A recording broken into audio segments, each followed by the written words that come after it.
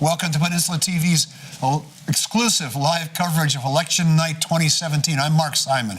I'm Kevin Mullen. It's an off-year election, but there are still some important races that we'll be covering tonight. Wide open races are underway for the San Mateo City Council and the San Mateo Foster City School District. Burlingame has a tax measure on the ballot. San Bruno will elect its first mayor in nearly a decade.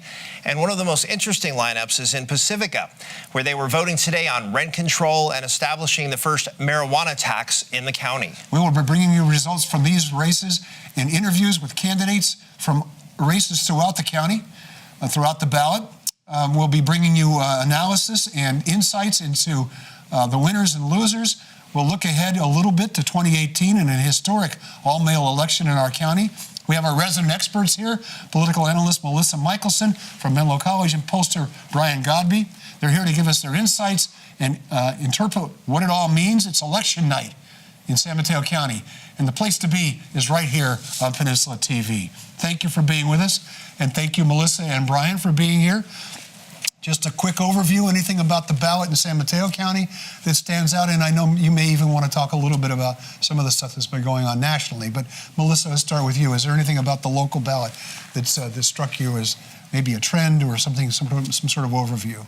Well, I think what's interesting is how many contested elections there are, and in some cases, a lot of candidates, 7 candidates or 6 candidates for 3-person vacancies on city council. So kind of a lot of enthusiasm for getting involved in politics, and a lot of people without political experience putting their shoe in the ring, or their hat in the ring. Hat in the ring, yeah. Hat in the ring. And I think that is part of what we're seeing nationally. So that's part of the trend. Brian, what are you seeing? Well, I think the San Mateo measure that is just consolidating the fact that we may not be here in 2 years because all of the cities and all of the school districts are in line with the state, or falling in line with the state, to move elections and consolidate them with the even year elections. So, and I think that's great because it gives younger voters who don't typically show up in these kinds of elections in off years a chance to vote. So I'm curious about the professor's opinion on that, migrating the municipal election cycle to even years. It's a measure that I voted on in favor of at the state level, with the thought being more participants in our democracy, more turnout, as Brian suggests, but it also moves those local elections down ballot. Right. With less attention on the local elections. So there really is no perfect way to do this, but what is your feeling about this move to even year and really eliminating off-year elections, at least on the local level? I'm all for it. I think what happens is, yes, there is some drop-off, and some people, as they get down the ballot to those local elections, are going to just skip them because they don't really know how to vote. But what we've found in political science research is that when people know that they're going to have to vote on something, they tend to do a little bit of research, at least look to see, who's the local paper endorsing, who's endorsing these candidates, and they try to vote in all of the races. And so you actually get more participation, even though that's not what people came to the polling place for. They're coming out for Congress or the presidency, but they know that that local election is going to be on the ballot when they get there because they've gotten their information packet. And we do see that people then try not to waste that opportunity. They try to vote as an informed voter. Now, Brian, there's always a school of thought that Kevin just described. You've got uninformed voters. Of course, the system doesn't distinguish between those. And I think there's an underlying assumption that voters know what they need to know, which is to say, they know what's important to them. And they know if somebody, whatever office they're running for, I suppose, has spoken to what's important to them. But you spend a lot of time in local elections, not just in this county, but throughout the Bay Area. What is your sense of how that may change turnout in some of these elections, which historically can be as low as under 20%? Yeah, I mean, and certainly in the off-year elections, as we get fewer and fewer, the turnout's going to go further and further down. But I think what it's going to do in the new election environment, it's right, there's drop-off, but it still forces the candidates and the campaigns to speak to everybody that's in that likely voter universe. And I was talking to one council member 6 months ago who was saying, well, when I'm walking precincts, I'm seeing mostly seniors. But if you're walking precincts in November of even years, that's not going to be the case anymore. And it's certainly not going to be the case in presidential election years. I think we also need to keep in mind that in San Mateo County, so many people vote absentee. that means they have time to go Google stuff Right. and Google those candidates. And so they are more likely to be informed voters because absentee voting allows for that sort of research at the last minute. So overall, you think it's a good thing? Yeah. Speaking of good things, we have the first slug of results. So we're going to put those up and run through them right now for you. Starting with the Burlingame School Board, we have Elizabeth Kendall and Kay Koski winning, and Davina Drapkin. This is 35% of the precincts voting. As Melissa mentioned, large number of people vote by mail in this county, so that first slug is really a pretty good indicator. Unless something dramatic happens, these numbers are unlikely. Things can happen, of course, Kevin, but you're getting a really sizable sampling of the overall vote. And I'm struck just in this race, the Burlingame School Board hasn't had a competitive race in quite some time. This is a little unusual to see a competitive race, and as you see the early numbers, it's extremely competitive.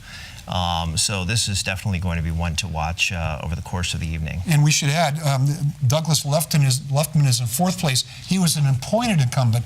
The two incumbents, Drabkin and Koski, are doing fine, but Kendall is well ahead, at least right now, of the appointed incumbent, which is one of the themes I think Melissa was talking about. We've got a lot of challenges going on tonight. Moving on from the Burlingame School Board to Burlingame City Council, not much controversy in this race. We see the incumbents winning easily. Steve Duncan put up, I guess you could say, a token challenge at best. So that one's rolling along pretty easily. And we have a ballot measure in Burlingame coming up next. We have a tax in Burlingame. It's a simple majority, if I recall correctly, Kevin. That's right. Yeah, Measure I, it's a quarter-cent sales tax measure. It's called the Burlingame Essential Services Measure. It was put on the ballot by a unanimous vote of the councils for streets, roads, sidewalks, what we call pothole politics. It's a general purposes measure, which requires just the simple majority, so that's winning easily. Moving on to San Mateo Foster City School Board. This is one of the races. There are no incumbents. I can't remember the last time we had no incumbents. Two of them opted not to run, and a third incumbent, Bonini, is running for the city council. And if we can quickly go through here, we see Cheryl Watkins on top. We see behind her Noella Corzo, and then third is Rebecca Hitchcock, if I'm reading this. Yeah, that's right. What's interesting about that is that Watkins, Corzo, and Zakanga ran as a slate. This is 15% reporting, so this is a smaller sample, so things could still change there, I think. What is interesting here, Mark, I'm not surprised that Cheryl Watkins and Noelia are doing very well. The question was that third slot. Jacob Thiel received the endorsement, I believe, of the San Mateo Daily Journal. That's correct, I should yeah. check that, but I believe he did. And I know that Shiraz Zakanga was part of that three-candidate coalition there. I had not heard the name Rebecca Hitchcock, and she appears to be in third place. I'm curious what her ballot designation is. I'm going Early to look that education director. up. Early education And director. I think that's what makes I'm the difference, not surprised because by that. Zach Kanga is listed as a real estate agent. And I think when you're voting on a school board election, if that's all you have is their description of their job, you're going to go for the education person for school That's right. district. Yeah. Those three words mean a lot in a school board race in particular. It's a good point.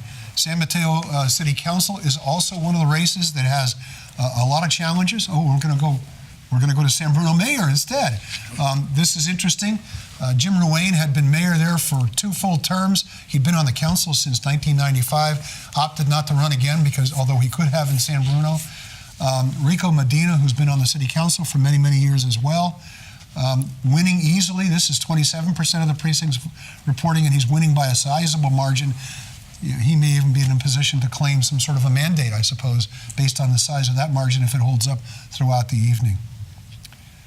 Next we're all learning this together, the San Bruno City Council.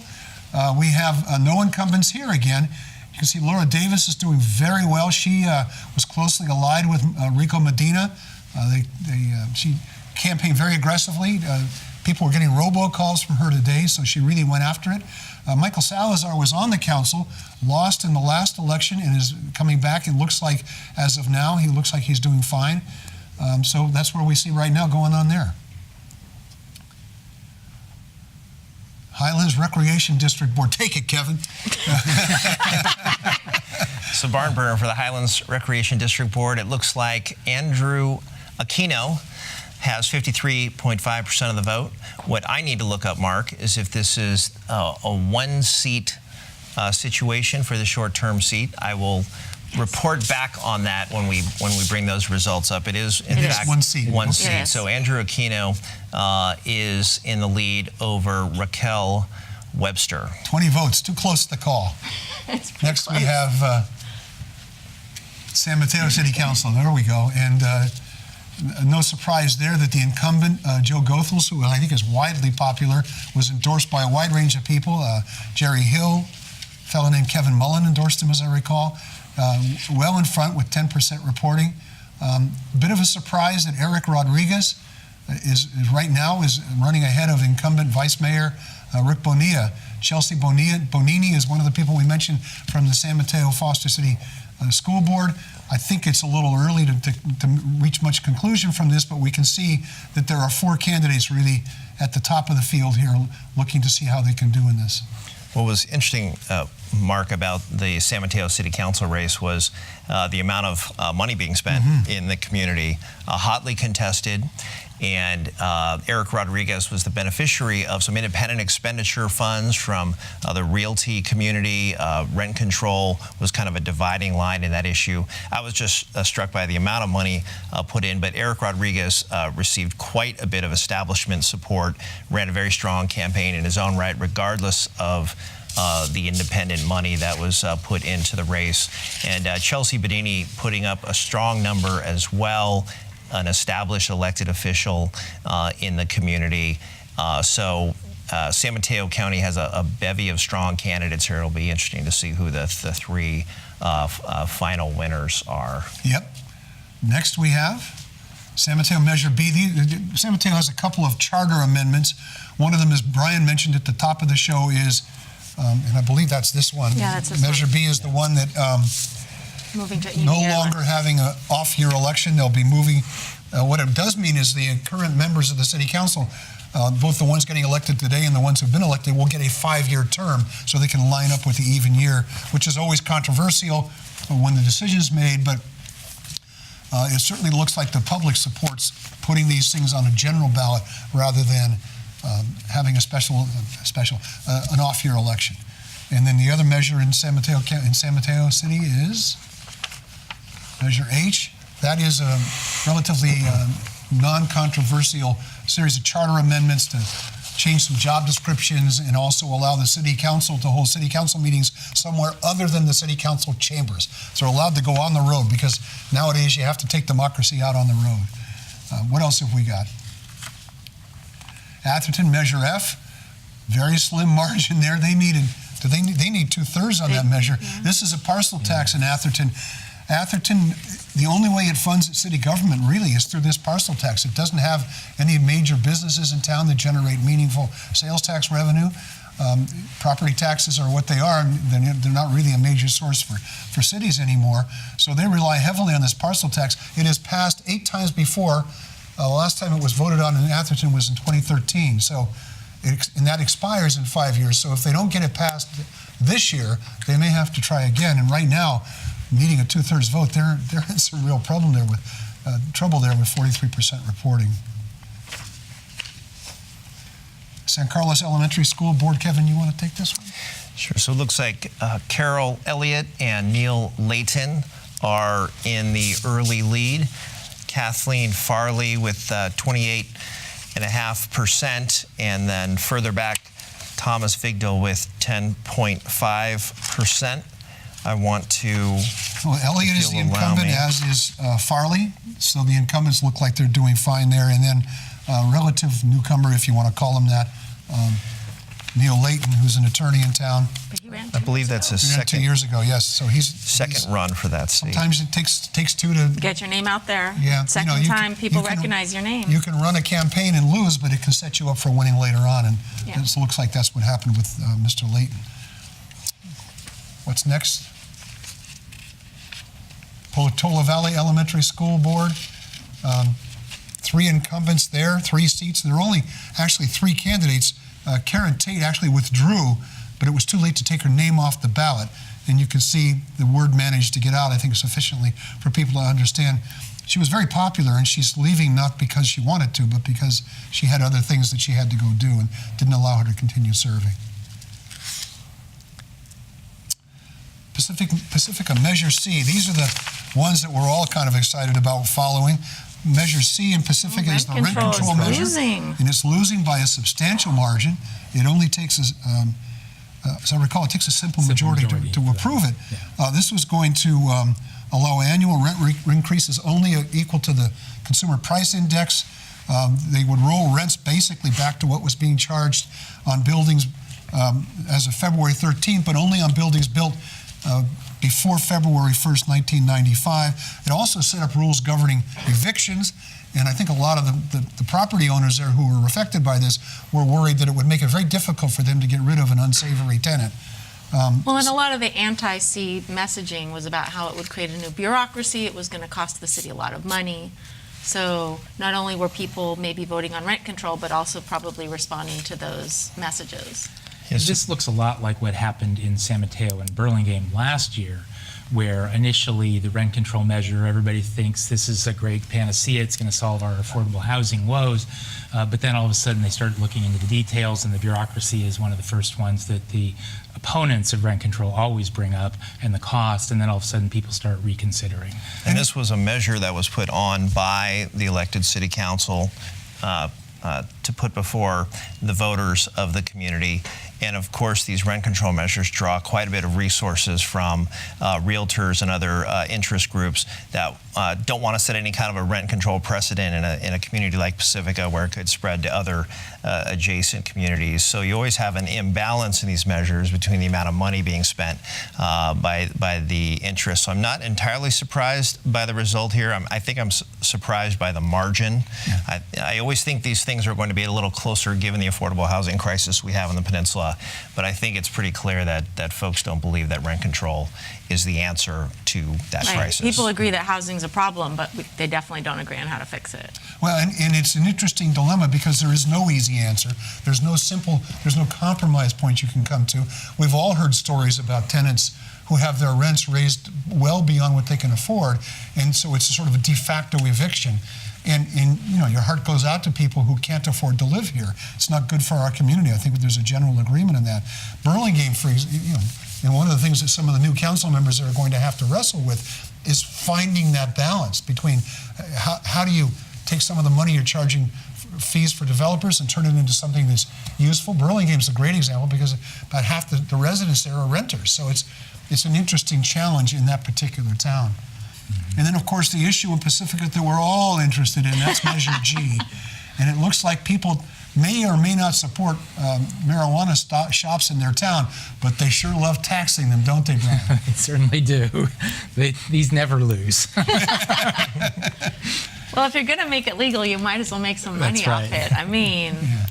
So this issue may be the one that's going to have the widest margin of any race in the entire county tonight, because it's how do you say no? And it's an interesting, it's interesting for a couple of reasons. One is it's the first one in this county.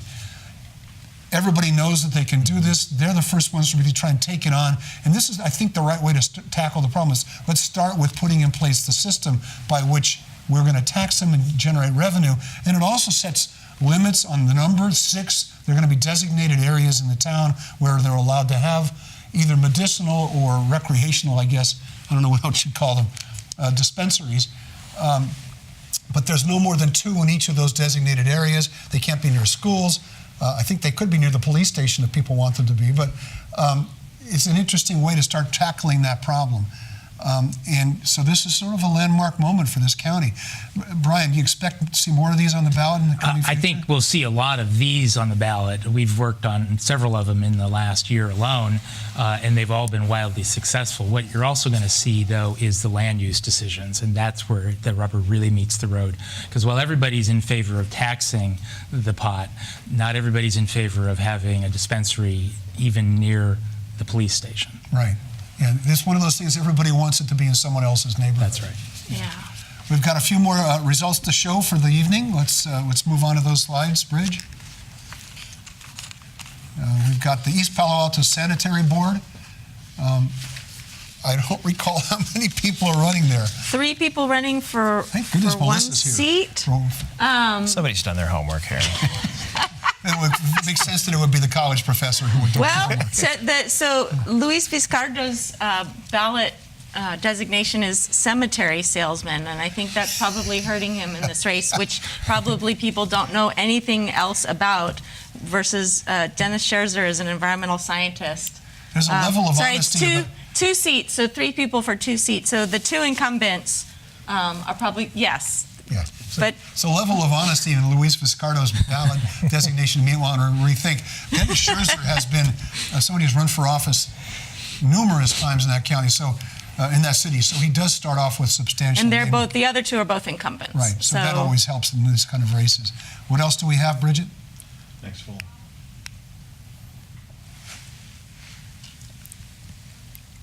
The suspense is great.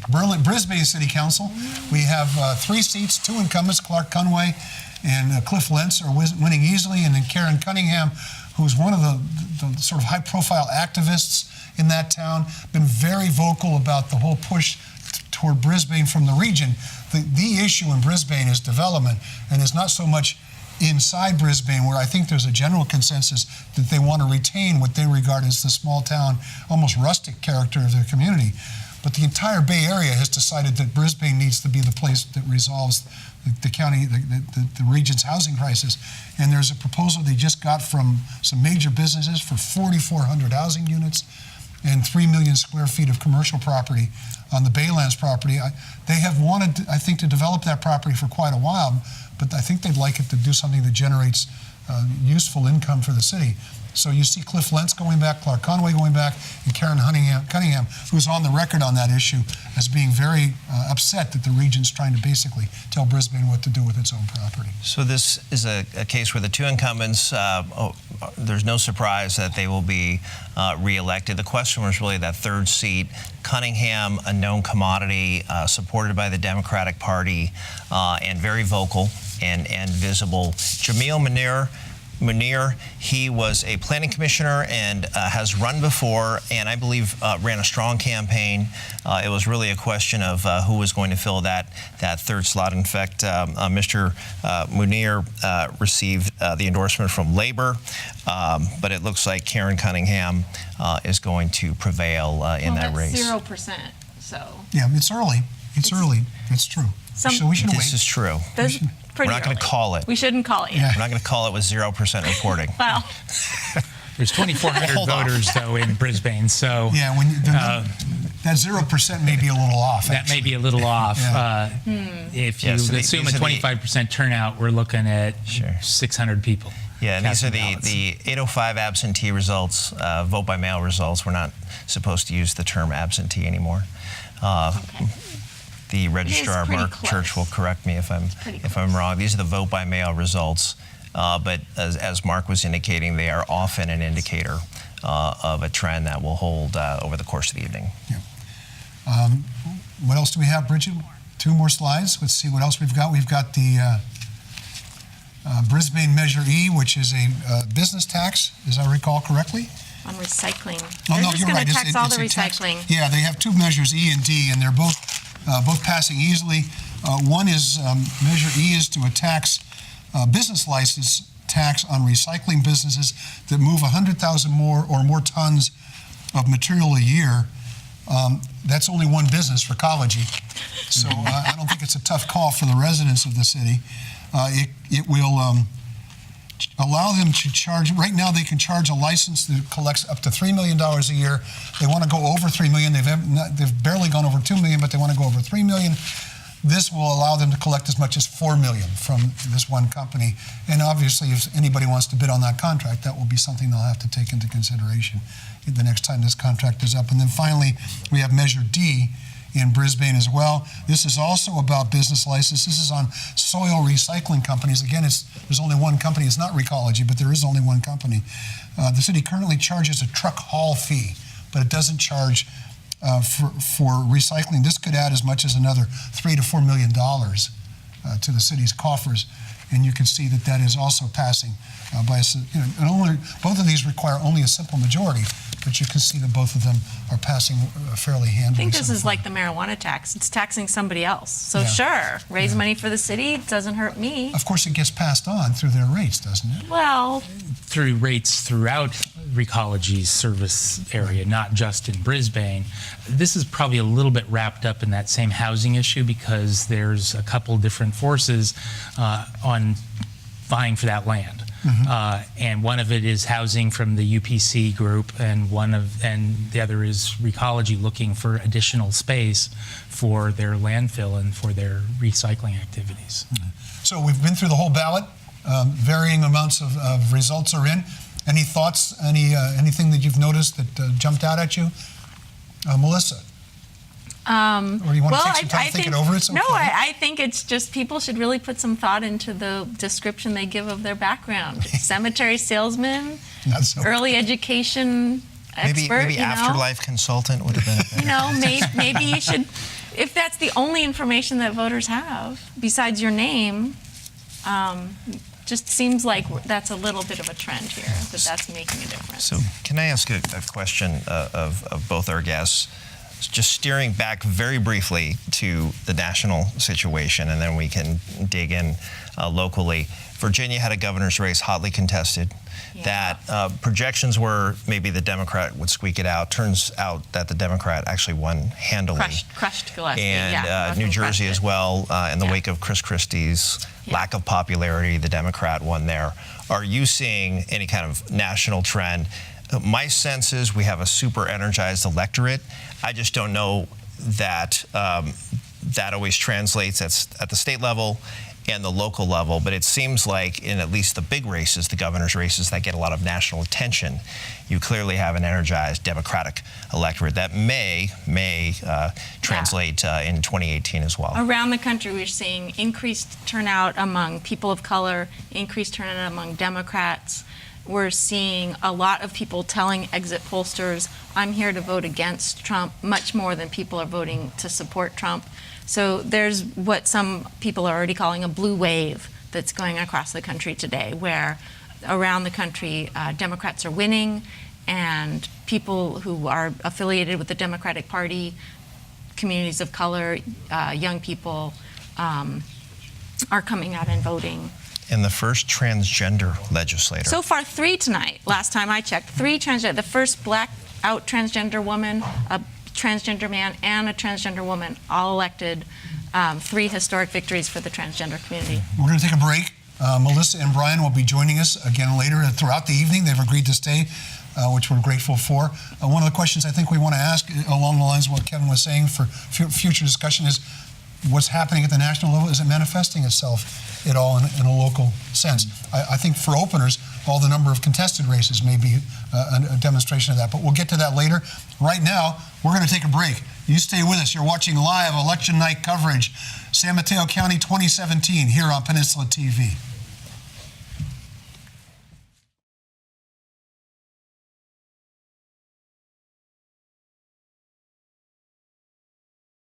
In studio productions, HD video production and editing, live streaming to the internet, and professional voiceover services. Find out what Penn TV can do for you or your organization. Visit us at www.penntv.tv or call 650-637-1936. Penn TV is a registered 501c3 nonprofit organization.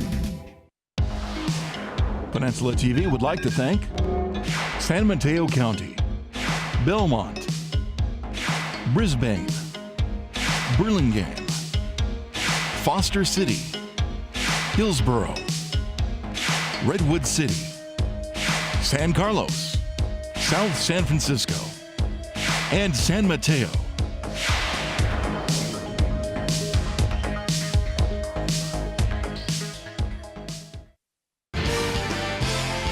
Next on The Game. I'm Kevin Mullen. And I'm Mark Simon. And together we host The Game, the only Bay Area public affairs interview TV show devoted to the local, state, and national issues affecting our communities. We interview the newsmakers, the office holders, and the experts in the middle of the controversies that are part of our daily lives. We're on Monday, Wednesday, and Friday nights on Peninsula TV and on our website at pentv.tv and online at YouTube. The game is about politics and business, sports and the economy, housing and traffic. If it's affecting you, it's on our show. The game is about how things work and why they happen and who's winning and who's losing. The game is about you. So join us next time on The Game. Local talk about business, politics, sports, and more. Only on Peninsula TV.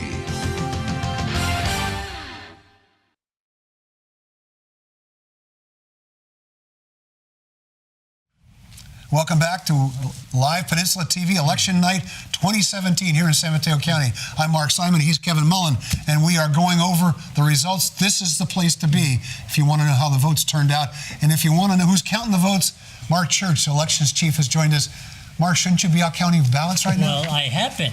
Okay. Things are going well. Yeah, tell me how they're going. Has it been a pretty smooth experience this year? It's been a very smooth election. As you know, this is a limited election with just 12 jurisdictions participating, but everything has gone rather smoothly. I've often said there's no such thing as a perfect election, but this is about as close as you can get.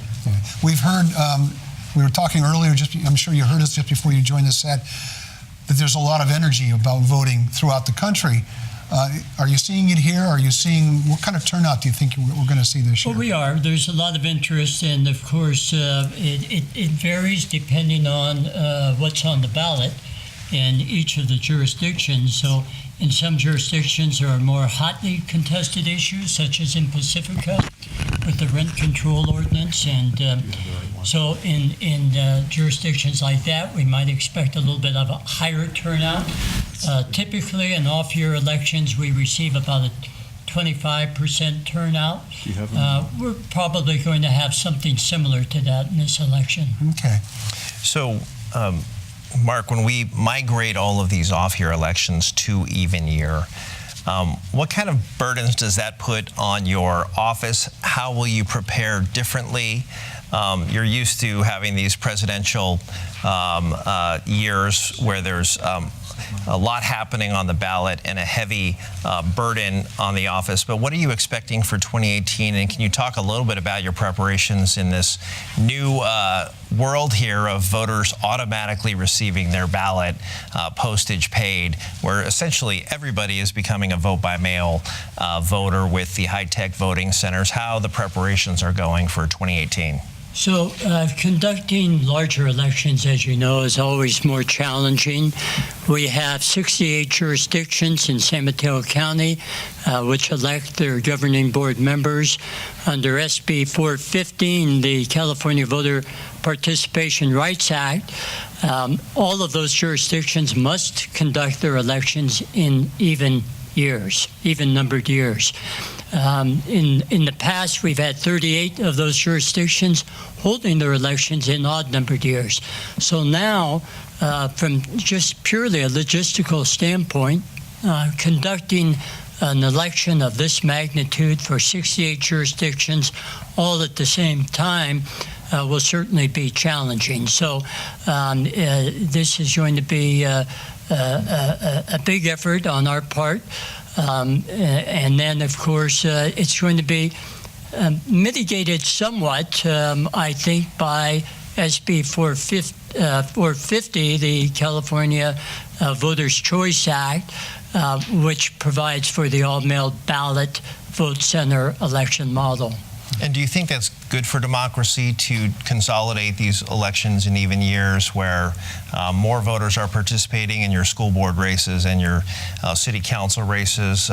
We were sort of debating that a little bit on the previous panel, but what's your take given your expertise on democracy matters? Well, certainly from a voter participation standpoint, it's going to be a big improvement.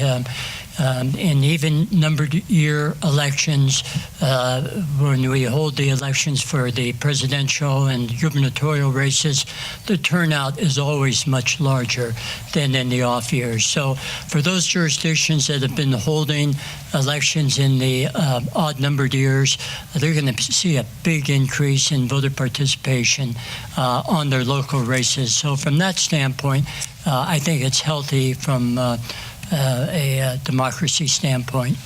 What are the biggest challenges in doing an all-mail election, essentially countywide? You mentioned the different jurisdictions, so that's 68 different ballots. But, is it just, it's a lot of mail. I mean, is it just a huge undertaking?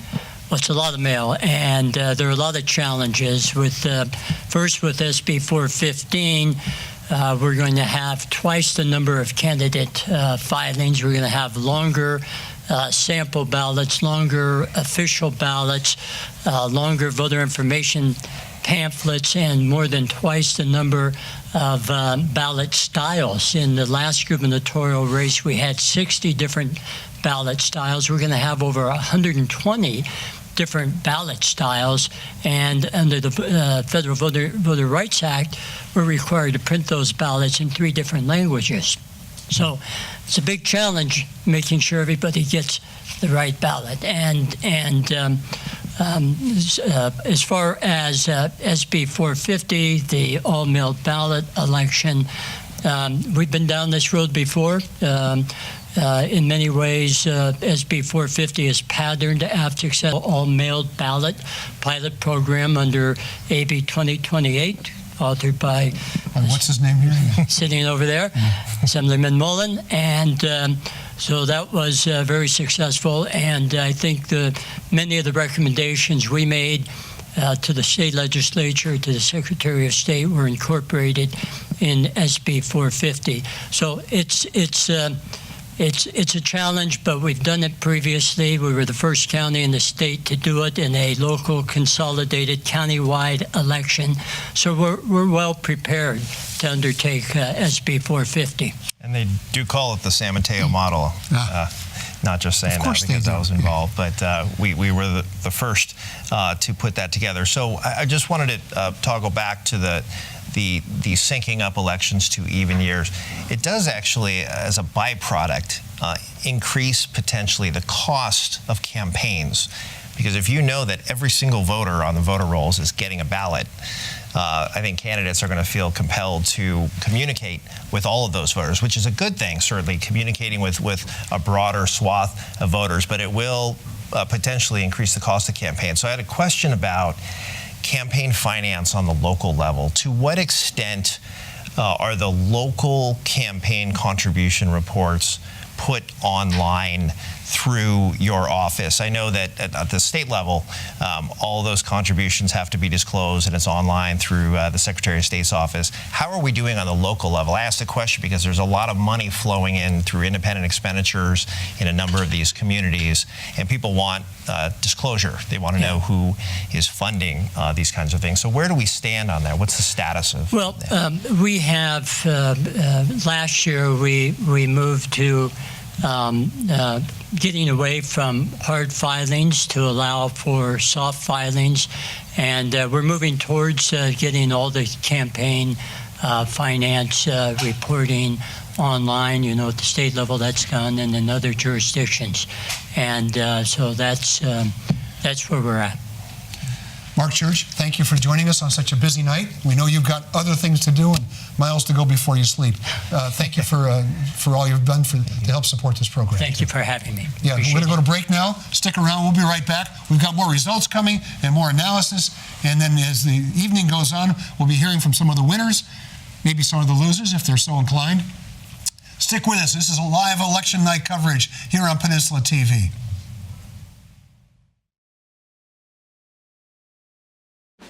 Hi, I'm Danny Gasparini, and I'm the host of Penn Voice.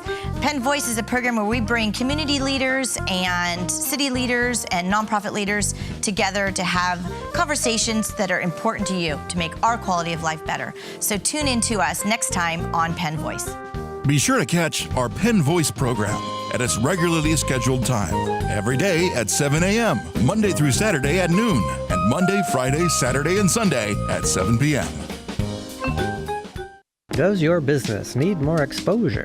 Would you like your company or nonprofit to have a television or online advertisement? We can do that right here at Peninsula Television. We can film full-blown high-definition professional PSAs in our studio, out on location, create infographic slides, voiceovers, and much more. Contact us at 650-637-1936 or pentv26@gmail.com or visit our website at pentv.tv to learn more.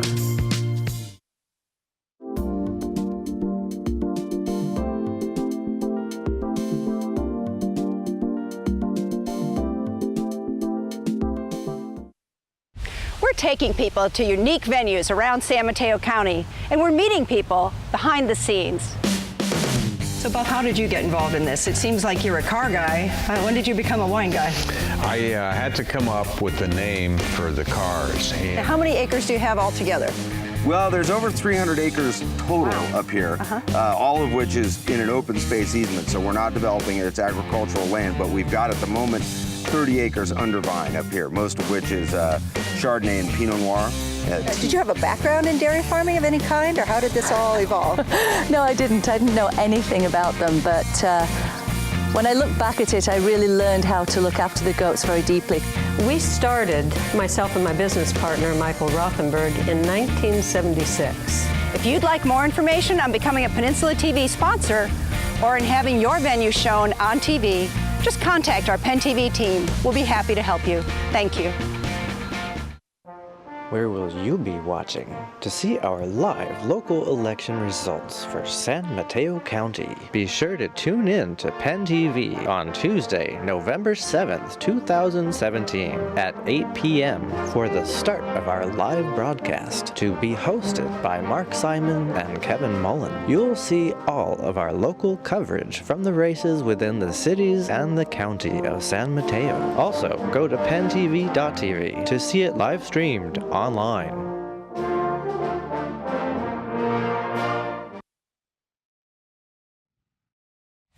You're watching live election night coverage here on Peninsula TV. I'm Mark Simon. He's Kevin Mullen, and we're rejoined by our dynamic duo of analysis and interpretation, Brian Godby and Melissa Michelson. They had a little time to go back and look at their laptops and their iPads. Anything else based on what you've seen so far? We don't have updated results yet. When we get them, we'll put them on as soon as possible. But in the meantime, anything? Well, just nationally, there's just all kinds of historic victories. There's a turbaned Sikh man who's been elected the mayor of Hoboken. There's Turban Sikh. I think that's redundant. I think. Well, you could be Sikh and not practicing, but a guy who openly campaigned wearing a turban and has been on some pretty viral YouTube videos in terms of responding to people, won that election. And just some historic candidates all over.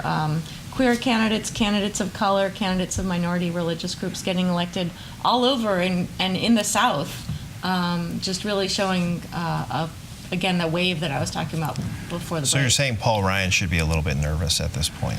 If this is a preview of 2018, things are looking really bad for the GOP. So. And to second that, I looked at the turnout in Virginia. It looks like it's north of 50%. The last time there was a governor's race, it was 43%.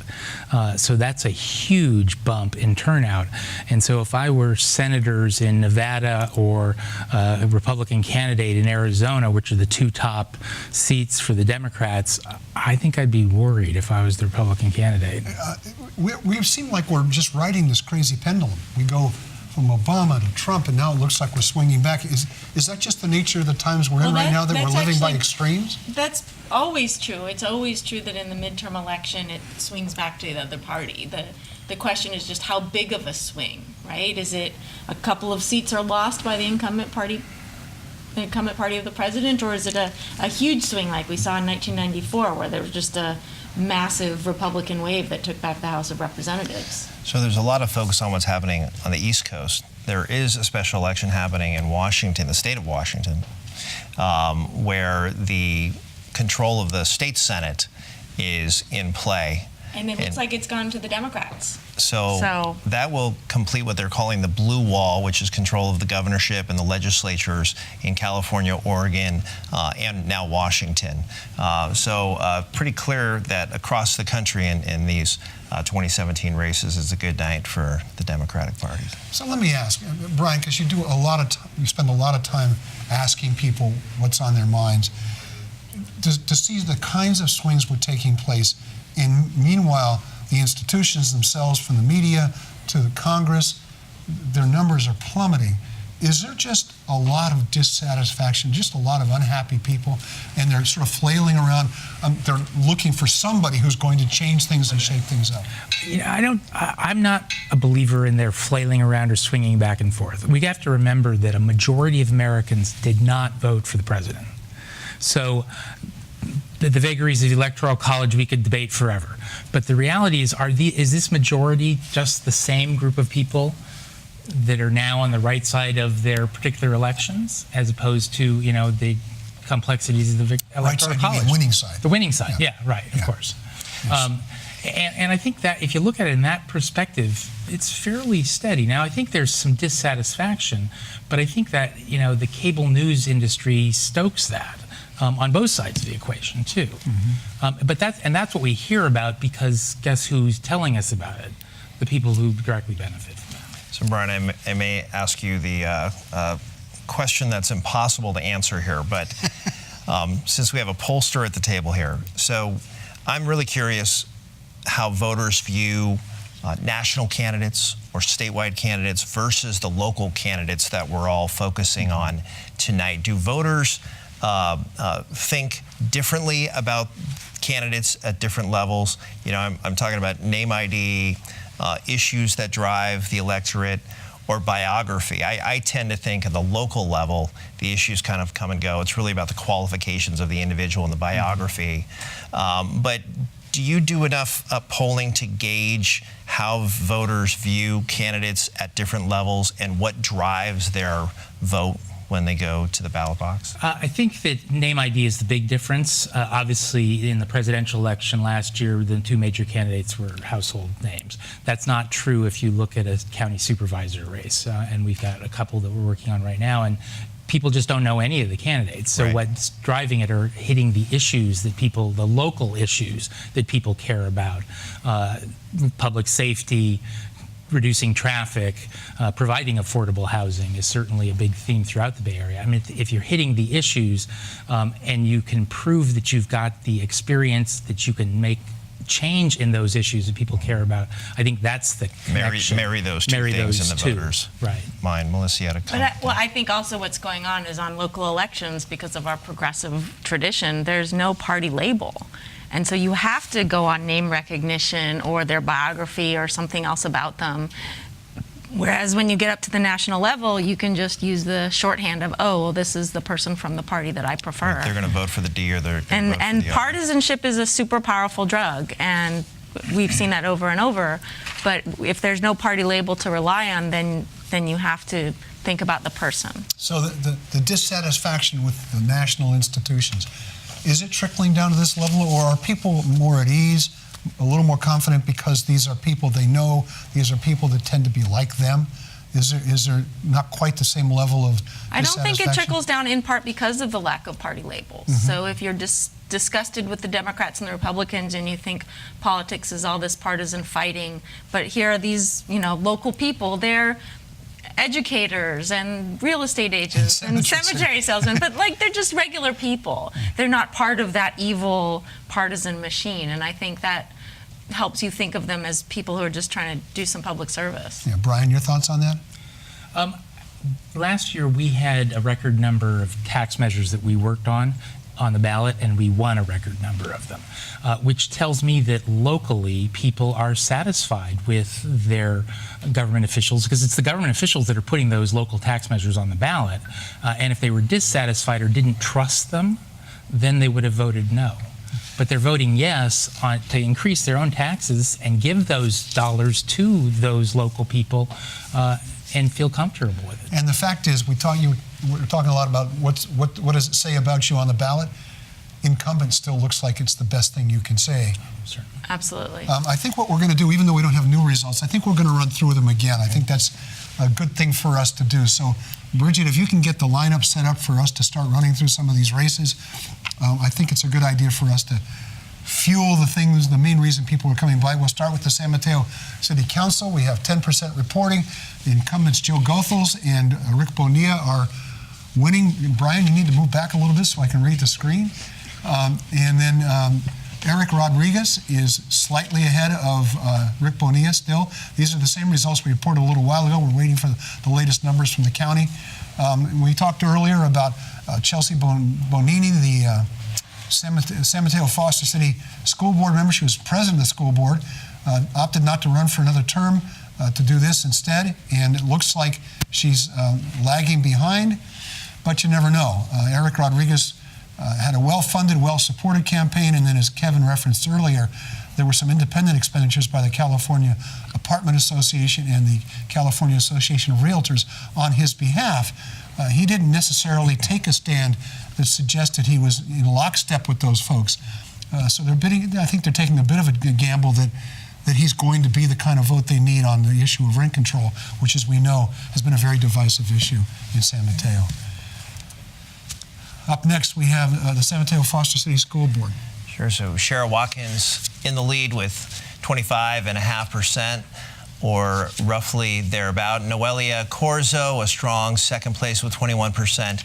And Rebecca Hitchcock, that early education specialist, she is placing third at the moment, followed by Morgan and Zach Kanga and the remaining candidates there. So it looks fairly definitive there that you've got the top three candidates. Will be interesting to see if Shirazak Kanga can make a late move here as the precinct numbers come in. So still too early to call for that third spot. And there are 3 seats open on that, and that is with a large number of people running because there are no incumbents.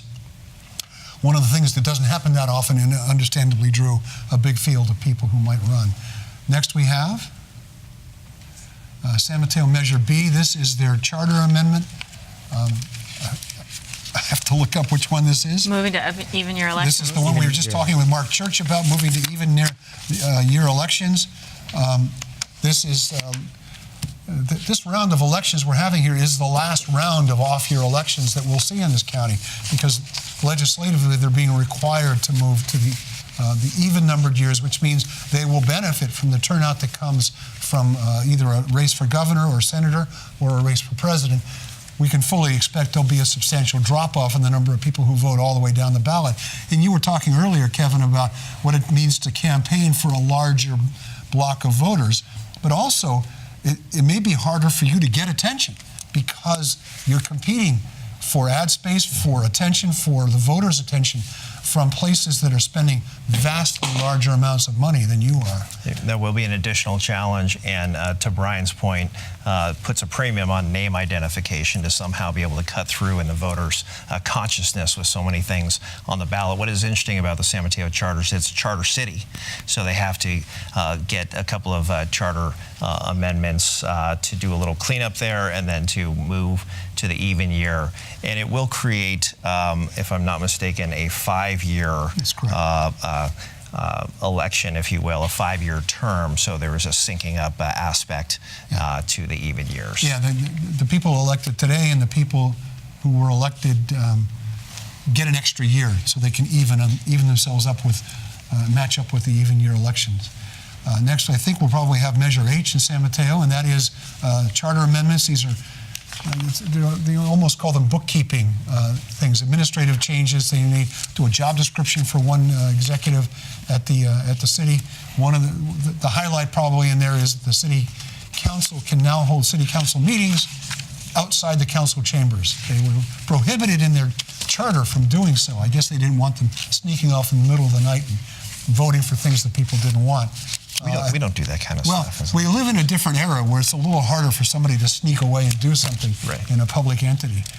Next we have San Bruno Mayor, Rico Medina. Go ahead, Kevin. So Rico, such a known commodity in that community, was, I think, something of a mayor in waiting to succeed Jim Ruane. And this is a mayorship that I think he's been destined for some time. But I will say the proverbial big shoes to fill, Jim Ruane getting that community through the PG&E explosion and fire in 2010, which was obviously devastating to that community. His leadership and steady hand. We all owe Mayor Ruane a debt of gratitude for his leadership. So Medina will be succeeding Ruane in the mayorship, and looking forward to what his agenda is as an independently elected mayor, one of the few in the county, on the peninsula. The only one on the county that certainly elects its mayor directly. Otherwise, they all rotate it through the council members. And it's so, yeah, Rico was on the council when the PG&E explosions took place, but Jim Ruane was in the spotlight, and so it's a new day for Rico. And I have to say, my guess is he's the first Latino mayor in San Bruno since before California stopped being part of Spain. I mean, I think that's how far back we go. It's an interesting little footnote, but it gives you an idea of how this county is changing. North County in particular is becoming much more diverse, and you're seeing, one of the things we did in this county was start electing our supervisors by district election. The idea was, and it may start applying to the cities as well, because you wanted to have a more diverse city council to reflect the population. Well, this is one example of a city where they've had an opportunity to do that with their mayor. Next, we have the San Bruno City Council race, and that is, we have 2 seats there, 3 candidates, no incumbents. We have Michael Salazar and Laura Davis. Laura Davis was closely allied with Rico Medina, obviously ran her own campaigned very effectively, raised a fair amount of money, did a good job getting the word out. Michael Salazar was on the council once before, lost 2 years ago, and now is returning. And I think between the campaign that Laura Davis ran and the familiarity the voters had with Michael Salazar, that may have been too much for Marco Durazo to overcome. And Marco is a bright young candidate, very active in the community, a nonprofit manager. I've had the opportunity to spend some time with Marco, so I expect that we will see him back in a competitive position for a future council seat. But it looks like Davis, the city commissioner, and Salazar, the previous incumbent from a different year, will take the 2 seats on the council. Next we have Highlands Recreation District. This is one of Brian's favorite jurisdictions, and there's one person running, two people running, 1 seat. Andrew Aquino looks like he's well ahead, although the 0% reporting, he's only ahead by 20 votes. Anything can happen in Highlands Recreation. It's always a Donnybrook in Highlands Recreation District. Next we have San Carlos Elementary School Board, 3 seats, 4 people running, except, what am I supposed to say about this? Let me think of it. We have 2 incumbents, Kathleen Farley and Carol Elliott, and they're clearly doing fine. Neil Layton, an attorney, also very active in the schools in this community. One of the things that really people move to San Carlos for is for the schools. So this is something that's critically important to the voters of that city. Any other thoughts on that, Kevin? If I had, you would have heard it. Okay, thank you. Next, we have Atherton Measure F. You want to take that one? So Atherton Measure F, this requires the 2/3. And Atherton, I don't want to go too hard on the partisan card here, but there are a complement of Republicans that live in Atherton. This is a tax measure. What's interesting about this is it's passed a number of times, but it looks like it's going down to defeat. It's early, so we won't call that, but that's a pretty big margin to overcome. I'm curious what the dynamics were in the community there to have something that has been so popular in the past go down to defeat, but there may be a little bit of an anti-tax kickback in the community of Atherton. We'll have to see in the post-game analysis, if you will, why that's going down. That requires a 2/3 vote there, so clearly that measure's in a lot of trouble in Atherton. Yeah, and that's pretty shocking too, because most revenue measures that run on we're just going to keep doing the same thing, they just win. And as you pointed out earlier, this one's 8 previous victories. So that's pretty. But they've not. The city council in Atherton has taken up this very high-priced civic center project where they need $53 million. So it might be that as news of that has spread, that people are starting to feel like, wait, why do we keep giving them this parcel tax money, and now they're going to build this enormous project? Okay, I think what we're going to do, we're going to get some new results, and so instead of going back over the old ones, we're going to take a quick break, give the folks on the crew here a chance to get the new results up. You're watching live election night coverage on Peninsula TV. Stay with us. This is the place to get San Mateo County election results. We'll be right back. Foundation does a video live streaming event from our headquarters in San Carlos, California, called the Lung Cancer Living Room. The Living Room is a patient support, information, and collaboration event, and we wanted to make it available live to anyone, anywhere in the world with an internet connection. With the help of Peninsula Television, we have been able to do just that. The live stream also allows people to participate with questions and comments during the event. And if someone misses the event, it's always available to view later on our website. Our online patient video library has received over 450,000 visits from 142 countries. Please contact our friends at Penn TV to get more information on how a live streaming event could benefit your organization. They have been a great partner for us, and they can be for you too. Thanks, Penn TV.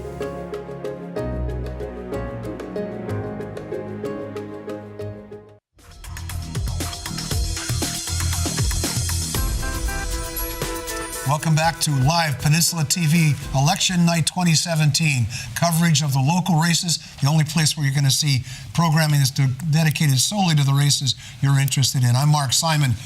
That's Kevin Mullen. He's always famous. Over here we have a couple of our expert analysts, Melissa Michelson, political scientist, professor at Menlo College, and Brian Godby, professor of polling, we'll call him. Sort of the legendary, the leading pollster in San Mateo County, along with other places. We've been waiting for some new results, and we have them, so we're going to run through those right now, starting with Burlingame School Board. With 35% of the vote, we now see the incumbents. So the Just challenger, look at my notes. Elizabeth Kendall, Pretty much the same. looks to be the top vote getter at the moment, trailed by Kay Koski, an incumbent, and Davina Drabkin as well, an incumbent. Doug Luftman is the appointed incumbent, and he is in fourth place, but the margins are tight in this race, so we will continue to keep an eye on that race. Okay. Next we have Burlingame City Council. The incumbents there, Michael Brownrigg, Ann Kagrin, and Ricardo Ortiz are winning handily. All of them bunched pretty close together with, it says 0% reporting again, but I believe that number may be a little better than it's showing on our screen right now. And we should say that we should be seeing some of these 9 p.m. Results from the precincts. So we've gotten the early votes in, the vote by mail votes in. We are now starting to see the precinct results trickling in from across the county. Yeah. And we're seeing in Burlingame Measure I, it's a 1/4 cent local sales tax increase.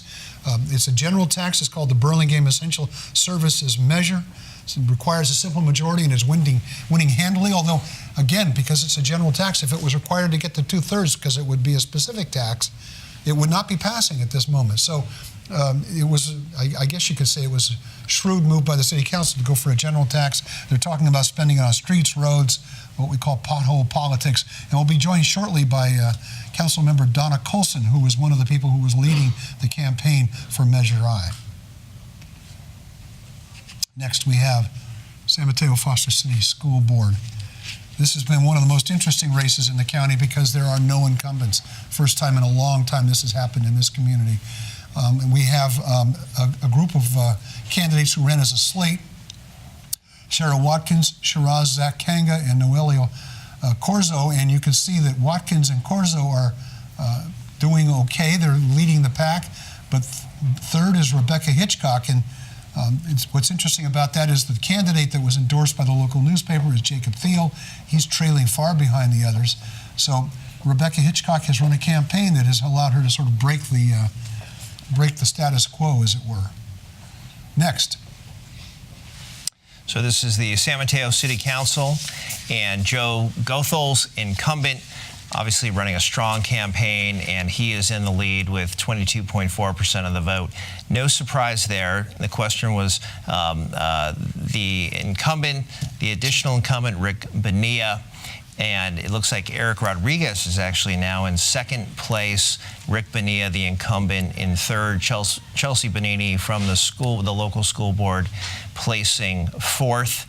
We are just now getting those precinct results. And the other candidates further back, Charlie Dreschler, certainly a known commodity in the community, a planning commissioner and well-known. He is trailing Chelsea Bonini for that fourth spot. And then Robert Newsom Jr., actually related to Gavin Newsom, but didn't run as a Newsom with the name ID per se, but that's the little-known factoid of the evening for the San Mateo. If these results hold up, it's a little depressing from my perspective, because it means the three candidates who raised and spent the most money are the ones who win. And to see that you have to now do so much fundraising just for a local city council race, it's maybe not very encouraging for folks thinking about maybe getting involved in politics. Independent expenditures topping six figures in that community, so lots of money being put into council race, and it requires the candidates themselves to raise a lot of money. Sizable community like San Mateo, and you see that in Redwood City and Daly City, South San Francisco, the larger cities. The campaigns are expensive, getting more expensive, and as I indicated before, with voters now eventually all voters getting a ballot, the cost of campaigns will rise to some degree. Okay, next we have San Mateo Measure B. This is the one that moves them to an even year election.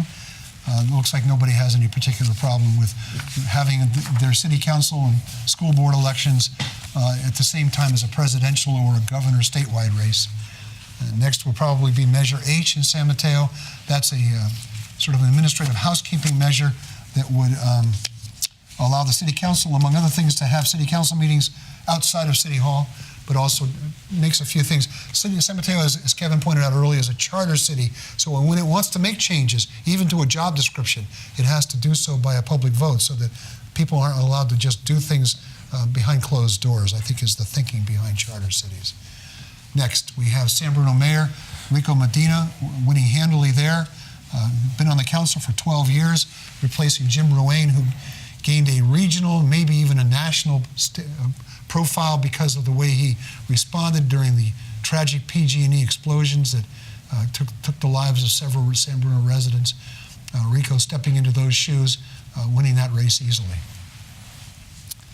San Bruno City Council, we have Laura Davis and Michael Salazar. Michael Salazar was on the council before, is returning, was defeated for election last time around, and Laura Davis ran a very impressive campaign, one might say. Next, Highlands Recreation District. The change is there. It's 25 votes now. Andrew Aquino was winning by. It was 20 votes earlier, so he's adding to his lead a little bit. That's a good news for Andrew Aquino. Next we have San Carlos Elementary School. So Carol Elliott and Kathleen Farley are the incumbents, and they will be returned. The third candidate will be Neil Layton. The third trustee to be will be Neil Layton, an attorney, and I know that he has run a strong campaign previously and is now going to be ascending to that elementary school board here in San Carlos. Next we have Atherton Measure F. We talked about this a little bit ago. The numbers there have not changed much in terms of percentages, but it is going down to a resounding defeat. It's always strange to see a measure that's got more yes votes than no votes, but when it takes a 2/3 vote, this is well behind the margin it needs. This is a bit of an anomaly. The voters in Atherton have approved this same tax 8 times previously. This was approved in 2013. It expires in 2018, and it's what the city uses. The money the city gets from it is what it uses to run the city. So my guess is after this defeat, they'll be back perhaps as soon as 2018, they have to really come back. Next, we have Portola Valley Elementary School Board. There are 4 candidates listed, but there were 3 people running. Karen Tate dropped out of the race after it was too late to get her name off the ballot. So not a lot of controversy there. Next, we have Pacifica Measure C. This is the rent control measure, and it is being defeated handily. I think a lot of people thought Pacifica may be one of those towns because of its unique makeup that had a chance to pass this measure, but clearly there is no interest in doing so at this time in Pacifica. Next would be Pacifica Measure G, which is the tax on pot dispensaries, whether for medicinal or recreational purposes. And as we talked about at the top of the show, people have no trouble at all taxing something, even if they don't approve of it being there and don't support the idea of it, or they ever plan to use it. But they're more than happy to tax what they regard as sort of other people. East Palo Alto Sanitary Board, the 2 incumbents there, Joan Sykes-Messy and Dennis Serger, are winning handily. They've both been active in East Palo Alto politics for quite some time, so they have substantial name ID upon which they can build a re-election campaign. Brisbane City Council, we've been talking about some of the issues that are garnering voters' attention, the UPC property and housing, calls for housing, affordable housing in that community are the issues that are getting the most attention. It looks like the 2 incumbents, Clark Conway and Cliff Lentz, will be returned relatively easily. And Karen Cunningham, who's been very active in that community and a known commodity, if you will, looks like she will be ascending to the Brisbane City Council tonight. We won't call it just yet, given the early nature of these numbers, but it looks like Karen is running a strong third. Karen Cunningham for Brisbane City Council. And Brisbane has a couple of ballot measures on. Measure E is a business license tax on recycling businesses that move 100,000 or more tons of material a year. There's only one business in Brisbane that does this, it's Recology. This means the city will be able to raise what it currently raises on this tax is $3 million a year. That will increase the amount they can raise to $4 million a year because they wanted to raise the amount of money they're going to be getting from that. That requires a simple majority. That's passing easily. Measure D, a business license tax on soil recycling companies. Again, there's only one of them. They currently charge a truck haul fee, but now they're going to charge for recycling soils. This is significant because the area that Brisbane is most ripe for development is the Baylands property, and it is widely considered, because of the way it's been managed or handled over the years, likely to have significant toxics in it. It'll have to be, so the property will have to be taken away, it'll have to be recycled, it'll have to be cleaned up. So the city's going to be on the hook for some of that. They have to find a way to pay for it, and this is what that's supposed to do.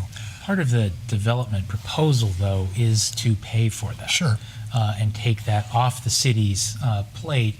Part of the debate, of course, is that going to be sufficient? Is there going to still be problems? And if the city permits it, then who's on the hook if it's not completely remediated? Right. But the developer is saying that they're going to take care of the problem. Yeah, one of the problems there historically is if you try to trace it back to who did the polluting, you could be wandering through the maze for years to come. Those were former SP railroad repair and storage lands. Yeah, and we don't want to discuss how they used to dump things in those days.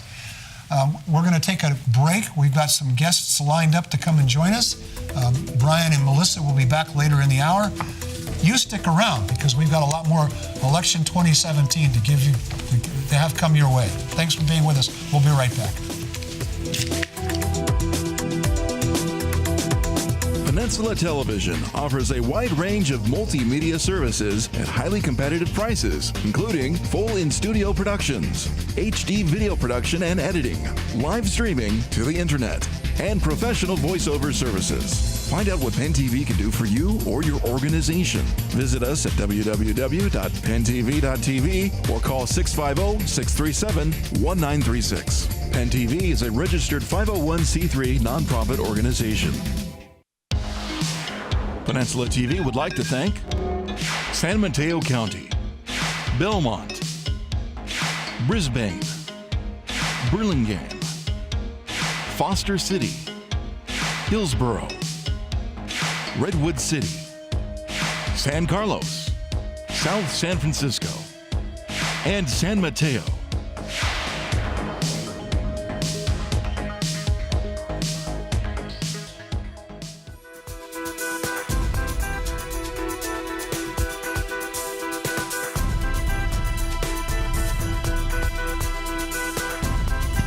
Welcome back to live election night coverage here on Peninsula TV. I'm Mark Simon. He's Kevin Mullen. We're bringing you exclusive live coverage of the races and elections in San Mateo County. And we're joined by David Canopus, supervisor, represents the Northern District of San Mateo County.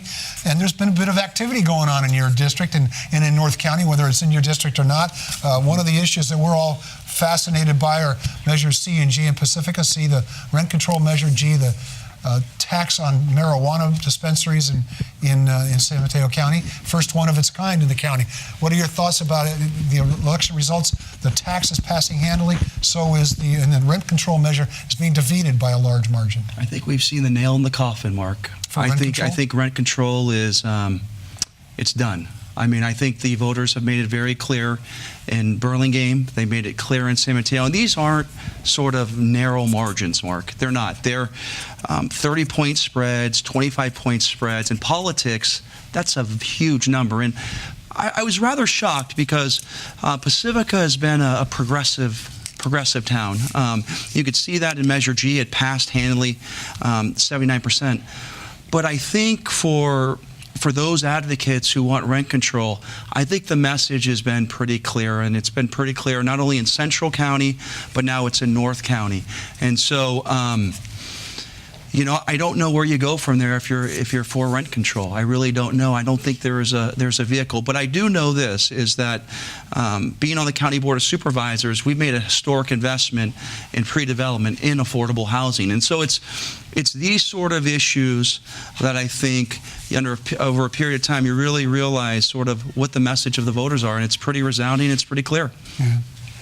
So you represent Brisbane, David, and as you know, the Baylands property is subject of intense debate and discussion, and outside interests are watching what's happening here. How do you think this resolves itself, and do you think there's any kind of a path? The question is, will any housing be built at the large commercial development in the Baylands adjacent to 101 on the other side of Bayshore from the main residential area, for those who are coming up to speed on that issue? Where do you think the issue goes, and is there a path where the county perhaps works with the city and develops some kind of a partnership where we can actually see something of a breakthrough, but something that's done with buy-in from both the city and the county? Is there any kind of a path there that you think it's a very clear issue. I think it's a local land use decision, Kevin. When you think about it, the voters said today in Brisbane that they were going to move forward with three candidates you'd mentioned. They're going to move forward with Cliff Lentz, they're going to move forward with Clark Conway, and they're going to move forward with Karen Cunningham. We know, you served on the South San Francisco City Council and you were the mayor, that local control is always the best control. And the people who represent the electorate of Brisbane should have the ability to decide what the future of that site's going to be. I think where it gets convoluted, and you saw a lot of people get a little bit upset, was around this issue of when San Francisco was talking about annexing Brisbane. And you know, at the end of the day, you know, the Chronicle had wrote an op-ed piece and saying, hey, you must build housing. Well, it's the voters of that community that should decide if they want to build housing. And the other thing to think about. Well, let me interrupt you there, because the county has taken a role in doing, as you mentioned, a lot of housing. So clearly, it isn't just a local matter when you see the countywide government getting involved. And the argument is there are very few places left in the Bay Area where a huge amount of housing, they're talking as much as 4,400 units of housing in this particular area in Brisbane, where we can impact the jobs housing imbalance that takes place. So doesn't the city, I mean, you were a city councilman before you were elected, doesn't the city also have an obligation to the region it's part of? Sure. I mean, when I was the mayor of Daly City, we did the most in terms of affordable housing, Mark. We did the most. That's clear, and that's factual. I think it was us and Redwood City and San Mateo. I think it's those leaders in Brisbane. I don't have a right to go into Brisbane and say, look, you must have housing.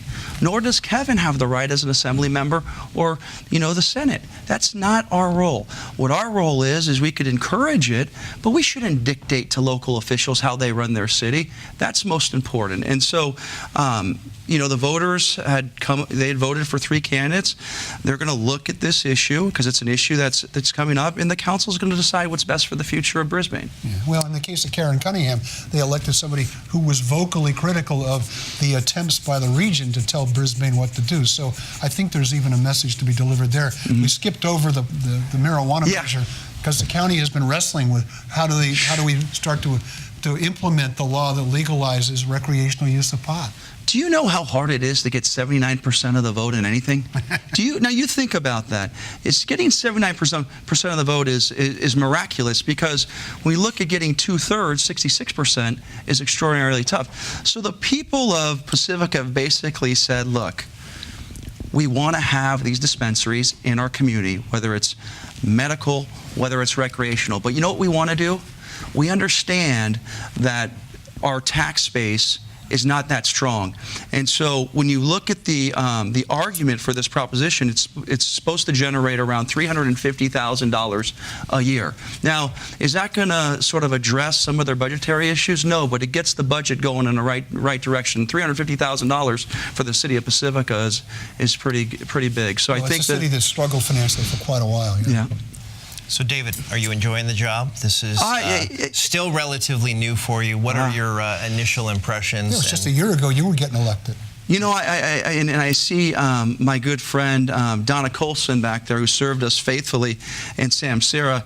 I said, hey, look, I've been there 9 months, and I'm responsible for our pension being 87% funded. No, I'm just kidding, Kevin. I'm not. But the county is a great place to work. We're doing some amazing things. Measure K has just really been a godsend in terms of the programs. Obviously, we talked about the affordable housing. We've stepped up the affordable housing in terms of how we're going to fund it to a good level, and so it's been great. It's been a wonderful opportunity working with some great people, great colleagues. Anything in the ballot that jumps out at you in terms of, we had a lot of incumbents who opted not to run. We've had a number of seats that had a lot of challenges, a lot of candidates. Do you think there's something going on here in the county that, as a keen-eyed political observer, you've noticed? I think what's interesting to me is how things remain sort of the status quo. Let me give you an example. When you look at the city of Burlingame, Ann Keegren, who's been there 12 years, has now been extended another 4 years. You look at Michael Brownrigg, Ricardo Ortiz. These are folks who've been very well established and have worked on a regional basis. What's interesting to Ann Keegren's on your staff. Yeah, she is. And Ann Keegren's on my staff. But I will tell you one thing that's interesting. When you look and you study these things, I look at the San Mateo race. And when Maureen Frechette had ran a couple years ago, there was no one who ran against her. Now we have an open seat, right? And you look at it. I think you had maybe 6 or 7 candidates, right? And so what was amazing to me was I think Eric Rodriguez did a tremendous job. Joe Goethals, Bonilla, and their philosophies are maybe different on different political spectrums. So that really sort of, that race stood out for me. But I think one of the things that's going to be interesting, and I'll close with this, is what happens in San Bruno.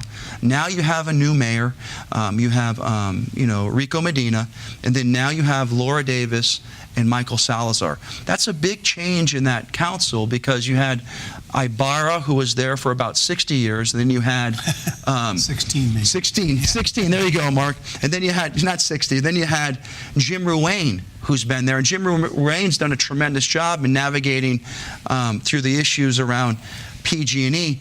And you have Rico now, who has, a lot of energy, has some council experience. So the paradigm has shifted a lot. And one thing we have to reflect on, this county is changing in terms of diversity. If you look through the ballot and the people who've been elected, you're seeing a lot of Latinos up and down San Mateo County, and so that's rather encouraging too. Yeah, if the results hold up tonight, we'll have a majority Latino on the San Bruno City Council. Yep. And just one final comment on the diversity question is, we've been talking about the local elections migrating to even years. There's even years, you have a much more diverse electorate, a larger electorate. It'll be interesting to see if there's a move toward governing boards that look more like the populations at large, which has been a challenge for cities and school boards to have some more diversity. So that will be something to watch when these local elections are in the even years, and see if the makeup of the boards evolve. You're right. Supervisor Canepa, thanks for joining us. And thank you for correcting me. It was not 60 years, it was 16 years. He's going to call you. Thank you so much for the opportunity, guys. Appreciate your time. Thank you, David. We're going to take a quick break. We've got more guests in the bullpen. We're warming up, so stick around. We'll be right back.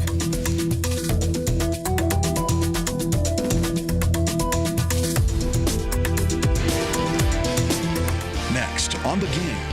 I'm Kevin Mullen. And I'm Mark Simon. And together we host The Game, the only Bay Area public affairs interview TV show devoted to the local, state, and national issues affecting our communities. We interview the newsmakers, the office holders, and the experts in the middle of the controversies that are part of our daily lives. We're on Monday, Wednesday, and Friday nights on Peninsula TV and on our website at pentv.tv and online at YouTube. The Game is about politics and business, sports and the economy, housing and traffic. If it's affecting you, it's on our show. The Game is about how things work and why they happen and who's winning and who's losing. The Game is about you. So join us next time on The Game. Local talk about business, politics, sports, and more. Only on Peninsula TV.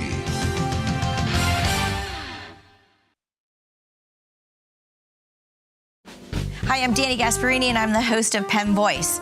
Penn Voice is a program where we bring community leaders and city leaders and nonprofit leaders together to have conversations that are important to you to make our quality of life better. So tune in to us next time on Penn Voice.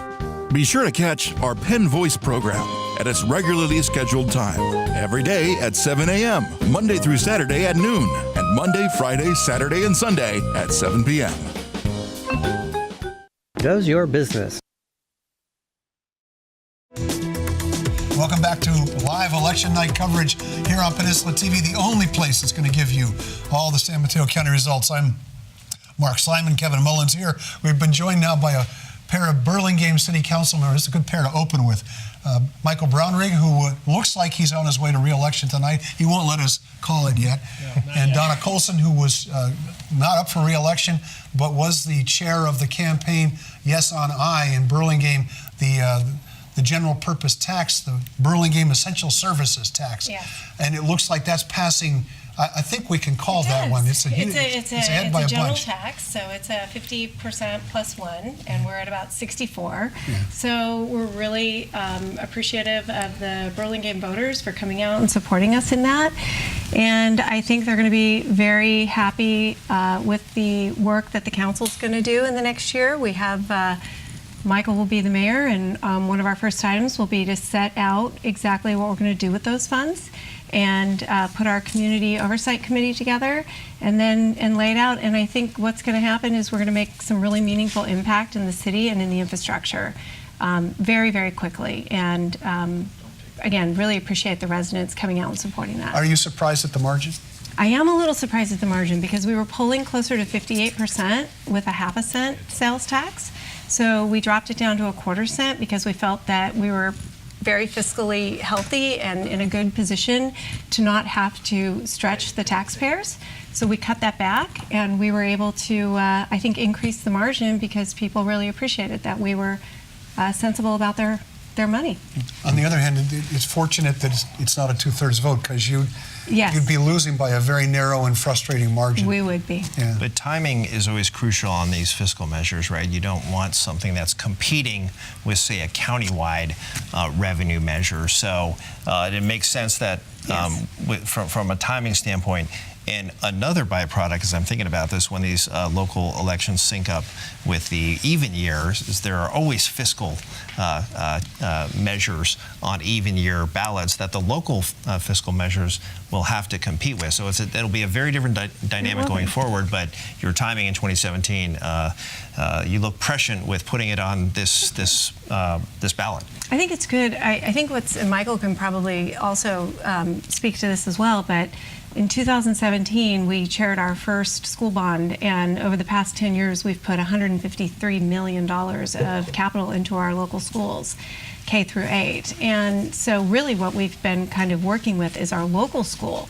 parcel taxes and school bonds. So it was really nice that the school board stepped up and supported us. So, 100% across the board, and all their high-ranking leaders and supported this so that we could get something done for the city to complement the great work that the citizens have done investing in our schools. So, Michael, you're out campaigning, out walking door to door, doing the precinct walking.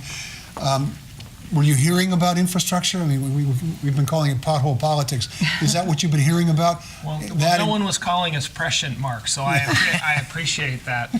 It's always great to be able to go out and actually walk and talk. And there's small things that you hear about, a garbage can here, a sidewalk repair there, and then there are the big issues. And I think the three of us running heard about it all. I will say that I feel, in part, the scarcity of challenge, I think, puts a greater burden on us. I think you mean the lack of active opposition. Yeah, and I think somebody said it to me on the trail. Actually, they said, what this means is that people feel good, but that puts a greater burden on you, not a lesser burden, because it's people saying, we trust you, but we also know there are big issues coming up, and we expect you to deal with them. Because if we thought you couldn't, you'd have seen opposition. You'd have seen more more forceful opposition, more numerous opposition, and that took me a minute to digest, and I agreed with them. It creates a greater burden, I think, on all of us, and the tax measure as well creates a bigger burden. Higher set of expectations. Yeah, and residents saying we're trusting you, and don't betray. Yeah, don't screw up. Don't betray the trust. Perhaps more than any other city council I've seen, Burlingame has really almost agonized over the whole question of housing, of the jobs, housing imbalance. It's always a surprise to people the large percentage of renters you have in your city, but if there's evidence that there's no clear answer and that it's difficult to find an answer, I think we're seeing it on your council, and I think that's what this, some of this election is going to be about. Yeah, you've got a new colleague on your council. But one of the expectations, I think, is that you're going to be expected to sort of wrestle this problem to the ground. How do you do that? Well, I'm going to let the vice mayor speak to that. So, I mean, look, this is one of the three key issues that we have to address. And it's all very well for people to say, well, build your way out of the problem, but God isn't making more land, and as we all know, residents have some tolerance, and our residents are a very thoughtful, future-minded group of people, but nobody's interested in seeing 8- and 9-story buildings in Burlingame, and we're not going to see those kind of buildings. So, we have to find the right balance about construction. I think we have to find a way to incent some of the older buildings to stay well managed and affordable, because that's where the affordable units are today. I think the council will lean into creating incentives to do this rather than punitive approaches. That seems to be, where we're all comfortable. And, but I think what we're not going to do is bury our heads in the sand. And while we haven't concluded it, we have spent a lot of time on the general plan. And the general plan, our general plan, lays out potentially a pretty bold vision for significant growth over the next 15 years. And I think this is in response to what we feel is the right thing for the region, what we feel is the right thing for the state, but what is also the right and appropriate thing for Burlingame.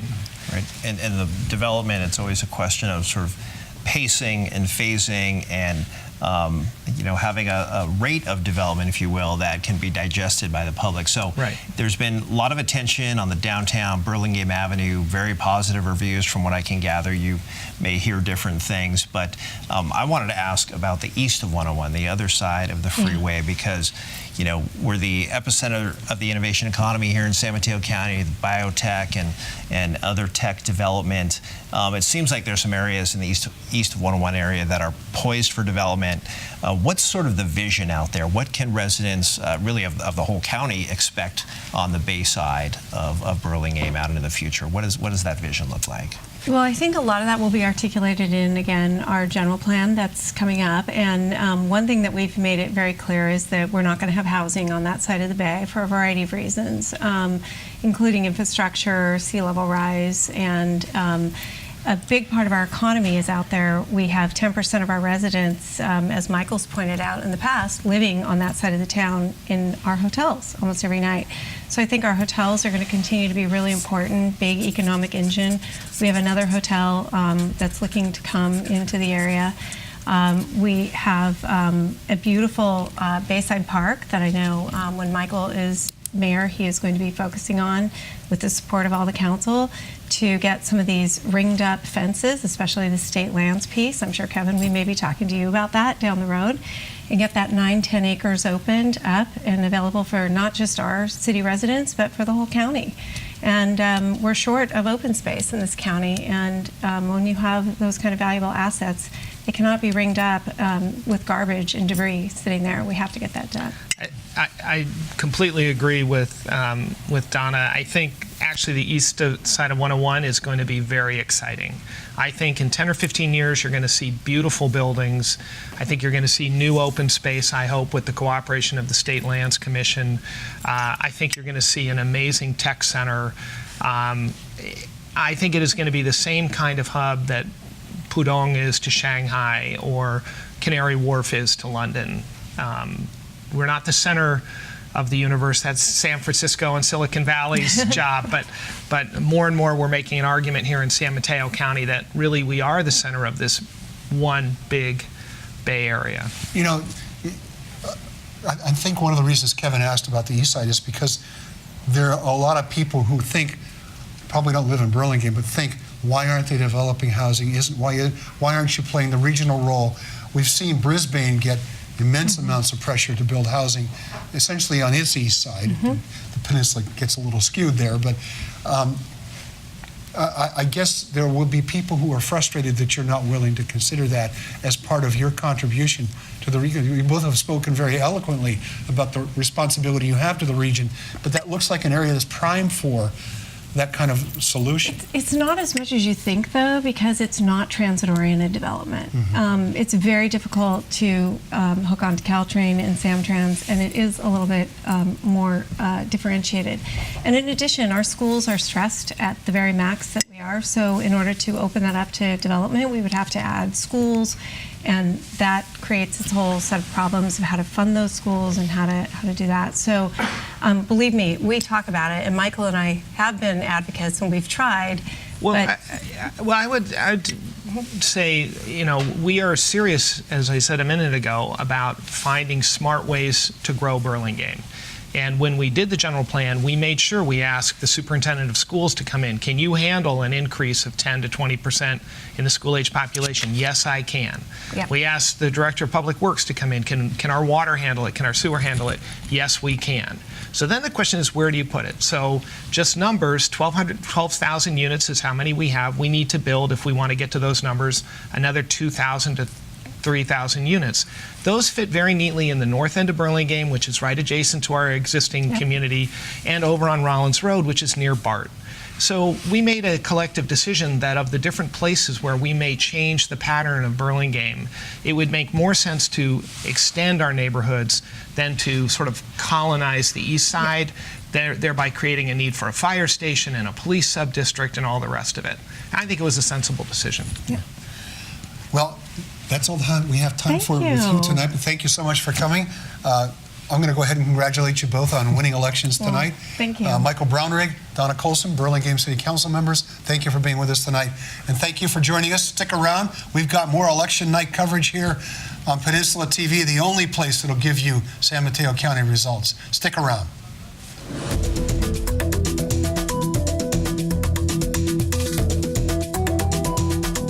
Every month, the Bonnie J. Dario Lung Cancer Foundation does a video live streaming event from our headquarters in San Carlos, California, called the Lung Cancer Living Room. The Living Room is a patient support, information, and collaboration event, and we wanted to make it available live to anyone, anywhere in the world with an internet connection. With the help of Peninsula Television, we have been able to do just that. The live stream also allows people to participate with questions and comments during the event. And if someone misses the event, it's always available to view later on our website. Our online patient video library has received over 450,000 visits from 142 countries. Please contact our friends at Penn TV to get more information on how a live streaming event could benefit your organization. They have been a great partner for us, and they can be for you too. Thanks, Penn TV.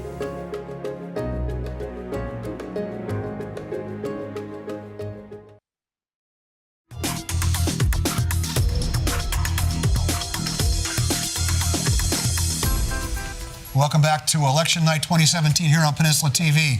I'm Mark Simon. Over here we have Kevin Mullen. And we're joined now via the miracle of technology with a couple of people who have just been elected to the City Council, as far as we can tell. Maybe is it too soon for you to declare victory? But we have Noelia Corzo and we have Cheryl Watkins. Thank you for joining us. Congratulations, I think. Are you ready to say, yes, we've won? Cheryl, let's start with you. Well, look, there's the crowd. There's the crowd. Cheryl, tell us what your thoughts are about tonight's election, how it's going.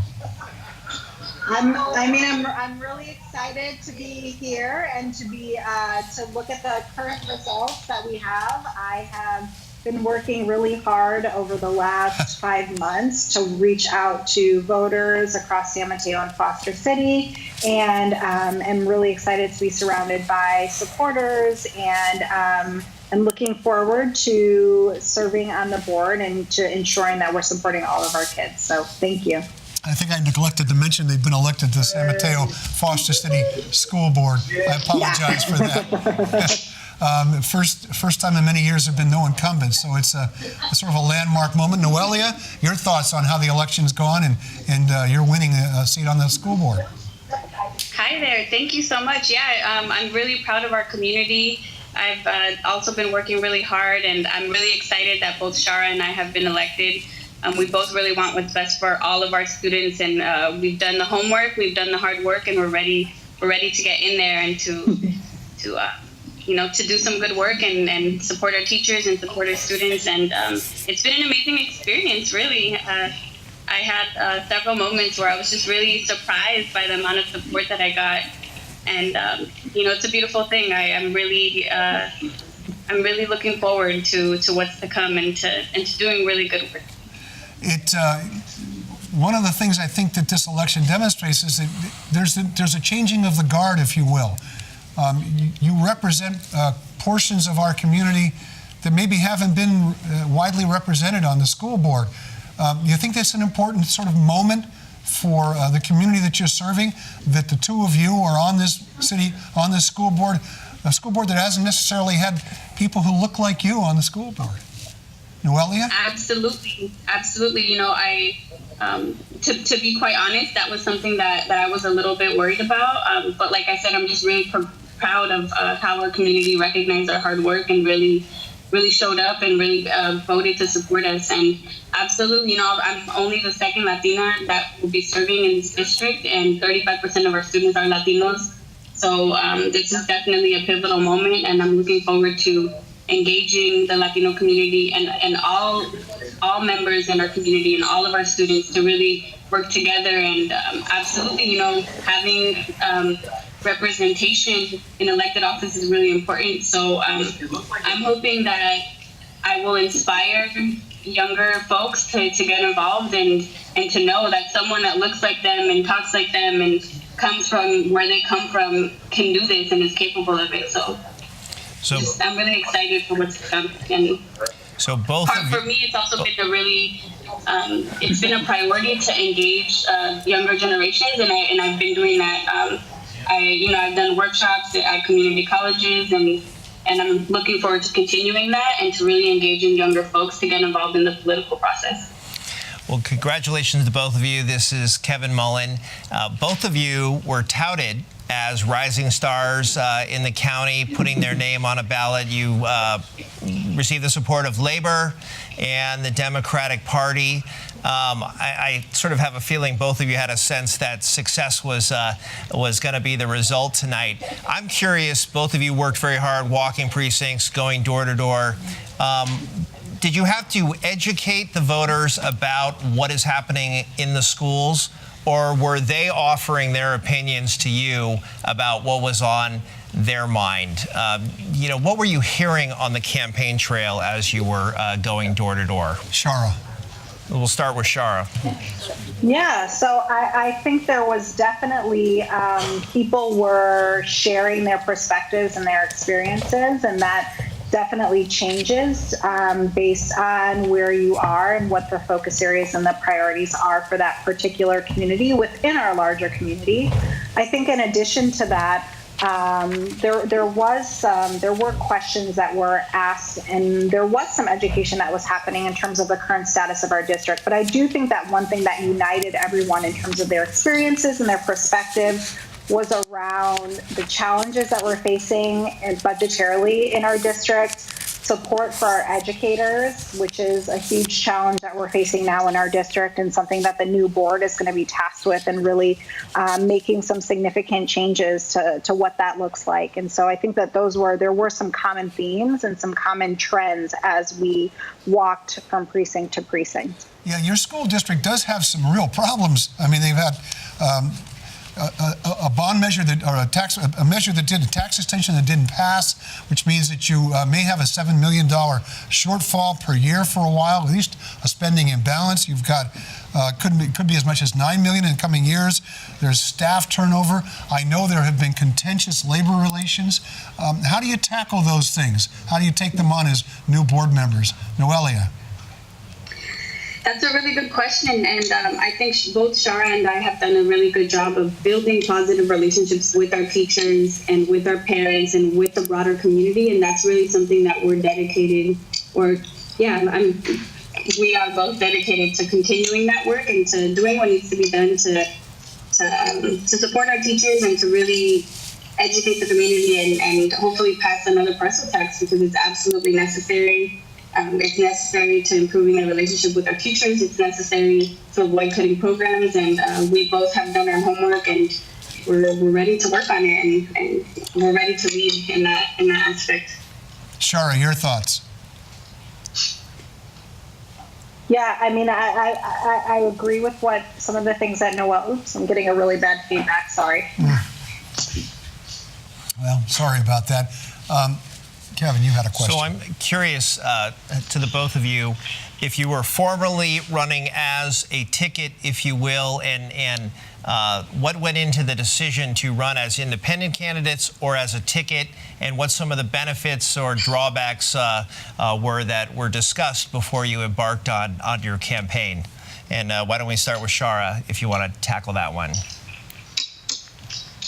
Yeah, I mean, I think that for both Noelia and I, as well as other candidates, there are a lot of things on which we're really aligned in terms of the changes that we want to make on the school board. I think we also bring really unique perspectives and experiences, and so being able to communicate and share that with the broader community was important to both of us as well, in terms of, again, those experiences and those perspectives that shaped our journey to our current run for school board. And so being able to kind of embark on that as an individual, I think was important to each of us, while maintaining that collaboration and communication throughout the entire process. Noelia Corzo, Cheryl Watkins, congratulations on your election tonight, and thank you for being with us. We'll see you down the road as your terms in office unfold. Thanks for being with us. Thank you so much. And now back on the set, we have our, yeah, it's fun to win. Back on the set, we have our friends Melissa Michelson and Brian Godby here to talk a little bit about this. You know, I was thinking about it in the context of some of the things that were said by our Burlingame Council members and by this group. We mentioned earlier we've got a majority Latino city council in San Bruno. We've got some folks on the San Mateo Foster City School Board, the likes of which you really haven't seen before. It sounds like maybe change is coming to this community. And whether the councils are ready or not, whether the communities are ready or not, here it comes. Is that something? And this is actually part of a national trend. While you had some other guests talking, I was checking some results around the country, and around the country we're seeing historic wins by people of color. A black man was elected the mayor of Helena, Montana, the first black mayor in the state of Montana. A South Asian woman was elected to the Knoxville City Council. We have our first black woman lieutenant governor in New Jersey. All over the country, we're seeing candidates from a diversity of backgrounds. 6 openly LGBT candidates in North Carolina won tonight. So I think this is actually just part of a growing trend that more and more politics isn't just about white guys. Sorry, white guys. Candidates of color and people from a diversity of backgrounds are running and are winning. Yeah, I can't do much about that, but I'll do the best I can. I think it is a good sign, certainly, and I think it's going to get accelerated even, because certainly the County Board of Supervisors was asked in a potential lawsuit to go to district elections. The same thing is happening in Menlo Park. So while it's wonderful that it's happening on its own, we're going to see more diversity just because we're going to see more district elections at the city council and at the school board. And because level. the population is more diverse. That's right. And as the population diversifies, voters want to see themselves reflected in their representatives. And so you'll see more of those candidates winning. I understand we have some newer results. I think what we're going to do is run through them, maybe not all at once, but we'll put some up, and as they come up, we'll talk about them, but we'll keep running through them so that people who are wondering what's going on with these races don't have to wait for us to get our way through them. We see in the Burlingame School Board, nothing really changing there, although Douglas Luftman is making, is closing the gap. So I think our decision to hold off on calling that one may have been a good one. Douglas Luftman there is the appointed incumbent. We have the other incumbents, Kay Koski and Elizabeth Kendall, looking like they're winning. There are three seats open, 4 candidates running. Moving on to other races that we can talk about, the Burlingame City Council. We had Michael Brownrigg here to talk about it. Do you see anything going on there in terms of this is a city that's really struggling to figure out how to wrestle with some of these problems in housing and their own responsibilities for it. Your thoughts on Burlingame as an entity that has to address maybe a bellwether for some of the more difficult political decisions that have to be made about jobs and housing in this county. Any thoughts you have about that, Brian? Well, if you look at Menlo Park and you look at the development that's happened on the east side there, you've got the Menlo Gateway project, which is now almost completed. That's a project that's been 20 years in the making. The same situation, the same type of low-rise office/industrial exists on the east side of 101 in Burlingame too. I don't think it's necessarily something that happens overnight. I think the council members were alluding to that, but there's certainly an opportunity there. But it's more complicated than just saying we want housing. You've got to have willing sellers, you've got to have a developer step in, and it's just not as easy as it sometimes seems. Yeah, it may be simple, but it's not easy. Right. Yeah, moving on to some other results, we have Measure I in Burlingame. We talked about that. It's a general purpose tax. It's called the Essential Services Tax. It's just about at 64%. It's passing handily. Still early in the 0% reporting is making me nervous because I don't believe that's accurate. But hey, at least we're honest here on Peninsula TV. But that looks like it's going to pass regardless. San Mateo Foster City School Board, we just had Cheryl Watkins and Noelia Corzo on. Rebecca Hitchcock running a strong third. 3 seats open. Several people running because there are no incumbents. And that looks like it's not changing substantially there. Looks like the people we had on are still going to be winners. In San Mateo City Council, Jill Goethals and Eric Rodriguez and Rick Bonilla Those numbers are largely unchanged as well in terms of percentages. Looks like they're hanging on. Chelsea Bonini, school board member, one of the incumbents who vacated the seat, which opened the door for some of the challenges on the San Mateo Foster City School Board, running a distant fourth, 3 seats open in that race. A couple of charter measures, one to allow the city council to hold city council meetings outside of City Hall. These are both passing handily. They're largely non-controversial. Nobody really opposed Measure B or Measure H in San Mateo, in the city of San Mateo. You can see both of them are getting 80% of the vote. What else have we got? We've got San Bruno Mayor. Rico Medina continues to hold a sizable lead. This is an important election, I think. Okay, we have, I understand we have Rico available, so let's bring him on and have a conversation with the mayor-elect of the city of San Bruno. Rico? Hi, Rico. Congratulations, Mr. Mayor-elect. Thank you very much. The technology is not doing all it should. Thank you so much for being with us. Tell us why you think you won by such a large margin, Rico.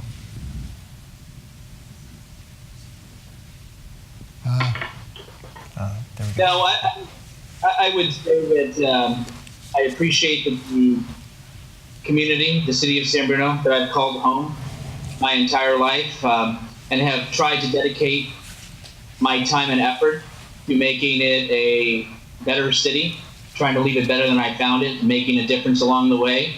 I hope it's resonated with the community, knowing that I will and want to be a part of us sitting together collectively, cooperatively, and communicate so that we can work together and address some of those issues and topics that are on the residents' mind. Check Measure F and Atherton. So I always said, Rico, there's no better title in politics than that of mayor, because people know who their local mayor is. I said earlier in the broadcast that this is a role that you've been preparing for some time. In a way, it's kind of a role of a lifetime. Is that accurate, that you've been preparing for this opportunity to succeed Chairman Wayne for quite some time, and really have thought through this whole process about what it means to be an independently elected mayor, one of the few on the peninsula for the community of San Bruno? I don't know that anyone can say they have prepared for it. I can tell you Bob Marshall Sr., who was the former elected mayor, once said if anybody who was on the city council never thought about being mayor, then they were a liar. So has it crossed our minds? It has. But at the same time, with Mayor Lane's not running again after 22 years of service, Vice Mayor Ken Ibera after 21 years of service, we're going to be having a city manager recruitment next year in 2018. I believe it was my time to step forward. I was up for election for my council seat and offer my services and my experience that I have to try to move the city forward, bringing also the new faces. We're having Laura Davis is going to be a new member of our city council and a new face of Michael Salazar. And I want to have us to get their visions and goal setting sessions so that we can really embark upon a future and moving things forward for San Bruno that the citizens are completely aware of and a part of. If you talk to some of my folks that I have campaigned for when I was around, they had said that I had spoken of this when I was younger. I don't quite remember that way, but I tonight will believe what they had said, and I'm really humbled that they've given me this honor. San Bruno has struggled for some years to develop its own sort of commercial and economic basis. Is that one of your top priorities, is to really, San Bruno's downtown has been one of the ones that has struggled to gain an identity and to really become a thriving commercial area. Is that one of the things that you think has to be one of your top priorities? I think it is one of the priorities, and with the transit corridor plan that was passed, it gave a very clear foundation and stipulation and loosened some of the restrictions of the height limits so that we could have it develop. As you're aware, as you enter into San Mateo Avenue, there is a 7,000 square foot commercial development on below, 83 units up above. And that's at one corner. At the next corner, the old bank building that is set, it has been sold, and there are discussions about having that be redone. So our transit corridor will allow that transit, hopefully with affordable housing in many of those locations so that we can start to embark upon revitalization of San Mateo Avenue. It is something the community wants. It's something that they've asked for. And I think that we have the foundation, and this is the time to actually move some of those goals forward. Mayor-elect Rico Medina, thank you for being with us tonight. Congratulations on your election, and we'll see you soon. Thanks for joining us. Thank you both very much. Have a great evening, and look forward to seeing you again soon. Okay, I think we're going to go back to wrapping up the rest of the results that we were looking at earlier and doing a little bit of analysis. And then, actually, I think what we're going to do is take a break. It's 10 o'clock. We're heading to our third hour. You're watching live election night coverage on Peninsula TV. Stay with us. We got another hour to go. We got guests lined up out the door. Stick around. Peninsula Television offers a wide range of multimedia services at highly competitive prices, including full in-studio productions, HD video production and editing, live streaming to the internet, and professional voiceover services. Find out what Penn TV can do for you or your organization. Visit us at www.penntv.tv or call 650-637-1936. Penn TV is a registered 501c3 nonprofit organization. Peninsula TV would like to thank San Mateo County, Belmont, Brisbane, Burlingame, Foster City, Hillsborough, Redwood City, San Carlos, South San Francisco, and San Mateo.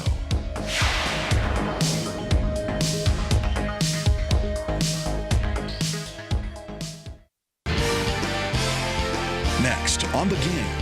I'm Kevin Mullen. And I'm Mark Simon. And together we host The Game, the only Bay Area public affairs interview TV show devoted to the local, state, and national issues affecting our communities. We interview the newsmakers, the office holders, and the experts in the middle of the controversies that are part of our daily lives. We're on Monday, Wednesday, and Friday nights on Peninsula TV and on our website at penntv.tv and online at YouTube. The Game is about politics and business, sports and the economy, housing and traffic. If it's affecting you, it's on our show.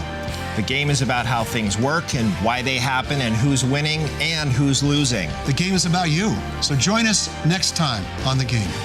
Local talk about business, politics, sports, and more. Only on Peninsula TV.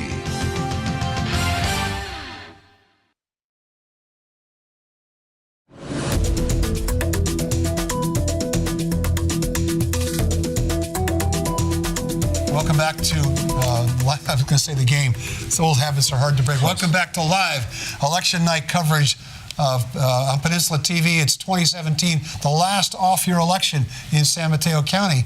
All these elections are going to be part of the general election in future years. We've gone through a quick few results. It looks like nothing really has changed. So any update, thoughts or comments from the two of you about how this election is unfolding? Again, I think one of the emerging themes is that this is a year of change. We've got new faces on the councils. We've got more diversity in some of these councils. We've got things like pot laws being passed and rent control being defeated, but I think we're seeing hints of a lot of change coming in an electorate that recognizes change is coming. Brian, your thoughts? I think that when you were interviewing the San Mateo Foster City School District members, and certainly there's change there, but that's a district that has had problems passing their parcel tax in the past, and they're going to have to make another run at that. And I think there's always a new opportunity when you scramble things up a little bit. And I think that's what's going on there. Portola Valley School District also has serious facility needs as well, and so they're going to have to look at some way to solve that. And again, having a whole new cast of board members there probably invigorates the community a bit and gives them an opportunity. Yeah, Melissa, any thoughts? I think another takeaway from tonight is just the importance of turning out and voting, because a lot of these local elections, they're being decided by some pretty small margins. The control of the House of Delegates in Virginia looks like it's down to one district where the margin right now is at 12 votes. And the difference in the outcome between this year and last year has a lot to do with who's choosing to vote, not necessarily people changing their minds. And so it's a good reminder that every vote counts. since you mentioned Virginia, it triggered a thought. There's a whole movement. There's a project called Sister District Project where folks are essentially adopting legislative races in states far away, but sending money, sending volunteers, doing grassroots work. You're seeing some of that energy playing out, for example, in the Virginia House of Delegates races. People are looking for an avenue to have their political voice heard. So to your point about turning out and voting, I think you're going to see higher numbers. And I'm intrigued with some of these local races going to the 2018 ballot. 2018 is going to look a little more like a presidential cycle than a traditional gubernatorial cycle, given, I think, the Trump effect. Because of the size of the ballot, too, you mean? Or well, I think it's really about reaction to what's happening nationally. People are showing up at coffees and events that we do here in this county who would never have gone to a political event, but are so energized with what they see happening nationally that it has to have an outlet. You're seeing it tonight across the country in 2017, and I think you will see something that sort of rivals the energy you normally see in a presidential year in the 2018 cycle. Well, we had Rico Medina on a moment ago. We are now going to be joined via technology by Laura Davis, who just was elected to the San Bruno City Council. Councilwoman-elect Davis, congratulations. Where are you there? It was supposed to show up on my screen here. Well, I'm standing by. I'm being told to stand by. I'm going to sit if it's okay with you. But, I think what we'll... Oh, okay. She just was elected. She ran a very impressive campaign. She had quite a few, this is called vamping. She had quite a few endorsements. We've lost her, the case, so we'll try for her again later. So what we're going to do, I think, right now is take a break. We'll be right back. Stay with us. You're watching live election night coverage on Peninsula TV. Hi, I'm Danny Gasparini, and I'm the host of Penn Voice.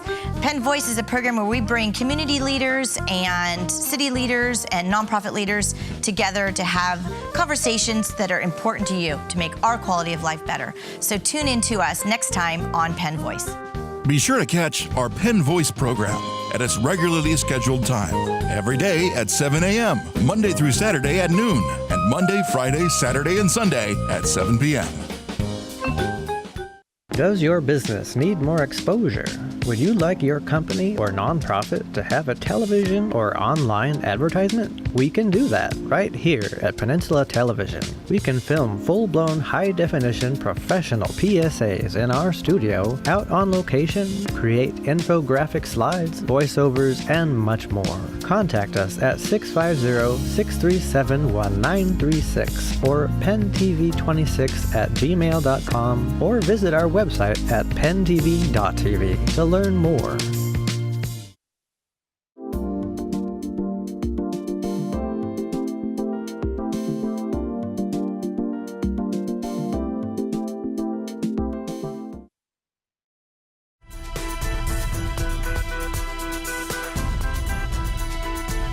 Welcome back to Peninsula TV's live election night coverage. I'm Mark Simon. He's Kevin Mullen, and I understand we now have Laura Davis. We've managed to connect it to her to do a live feed here. Hello, Councilwoman-elect Davis. How does that sound to you? Well, we almost had her. Well, we can see you, but we can't hear you. I'll tell you what. We'll try another connection, and we'll cut right now to some guests we have on our set.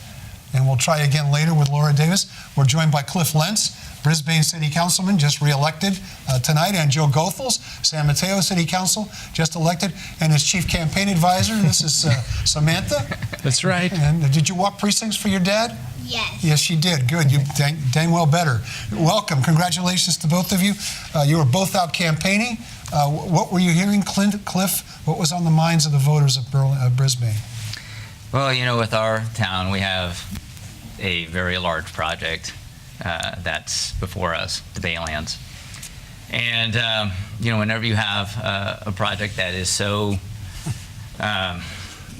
you know, world changing in regards to how your city will move forward, it can be tough. Yeah. You know, people want, you know, they have a certain perspective on how it should be developed, and others have a different perspective, and you try and, you know, find that balance, and you know, that was definitely what was on people's minds. Now, one of the people joining on the council is Karen Cunningham, who was very outspoken about, you know, we've been talking earlier on the show, I don't know if you had a chance to see, about the regional pressure Brisbane is getting to do things that may not be something the people of Brisbane want, but everybody else thinks is, they think they know what's best for Brisbane, because they see this as one of the few parcels with substantial opportunities for significant development and a huge amount of housing.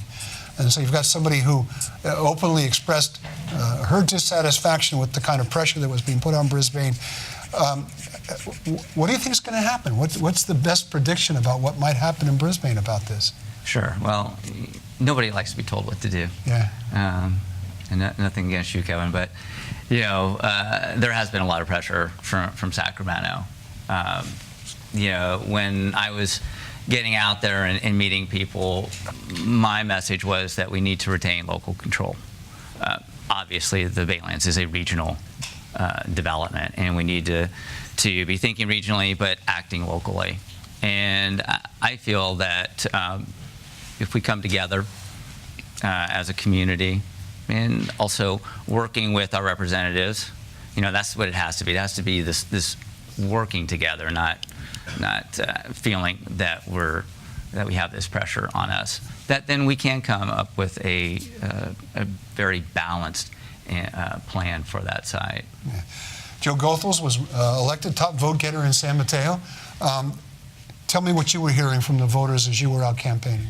So, Mark and Kevin, it's great to be here with you tonight. Thank you very much for having us here. I was out there knocking on doors, and it was interesting because I would get complaints, and that's, of course, okay. I tell people I am the complaints department. I like to remind them I'm also the good ideas department when they come up with those too. But there were complaints. People talked about how there's traffic. That's no surprise to anybody who tries to commute these days, is that we're seeing more traffic than we have ever seen in the last 30 years. And the first thing that I would point out to people is, you know, that's true. But you know what you're not complaining about? You're not complaining about crime, and you're not complaining about the infrastructure, because the major investments that we've been making in San Mateo into our sewer system, into our streets, we're repaving more miles of streets than ever before. We're making a huge investment in our parks because our voters passed Measure S a couple years ago, so we're able to make that huge investment. And we saw Belmont pass Measure I just a couple years ago, so they're getting to make that major investment into their infrastructure. Burlingame tonight is passing their Measure I, so I see the voters of the peninsula looking at our crumbling infrastructure and saying we have to rebuild it, and we're willing to pay it ourselves. So I'm really hopeful that our voters, our residents have said we're going to take responsibility to rebuild the infrastructure because we have a lot to be thankful for. We're a very safe community. We have good leaders up and down. We have balanced budgets. So I do get the complaints, but I like to turn it around and let people know all the things that are good. So if there's commonality between Brisbane and San Mateo, it's the lure of an open seat. In Brisbane's case, Lori Lou's a retirement from the council. In San Mateo's case, David Lim, sort of unexpectedly for some of us, I guess, leaving the council. I think, frankly, both of those individuals I mentioned will be back potentially in politics and have lots to offer. But in both of your cases, very competitive races with lots of candidates. So you're seeing a lot of energy when you have an open seat opportunity in your community. So different communities, one relatively small, one of the larger communities, but the pace of growth, what growth means for a community in terms of mobility, traffic, housing, these are the kinds of quality of life concerns that really dominate council races still to this day. Is that fair to say, Joe? The growth question really dominates all. It does, and it gets very technical. I think from voter to voter, they have different ideas of what the right height limit is, what the right density level is, and their understanding of TOD. I try to talk to each and every voter about how many jobs we've created on the peninsula and and where those people are coming from, because those folks who come to San Mateo County because they have a job and get on our freeway, many of them, hundreds of thousands of them, actually have to drive 2-3 hours away in order to find a home. And that's just a challenge. Those are the people who are in front of us when we get on the freeway. And in our corridor, we've had Bay Meadows, we have the Station Park Green project. We're trying to build workforce housing right in our San Mateo downtown.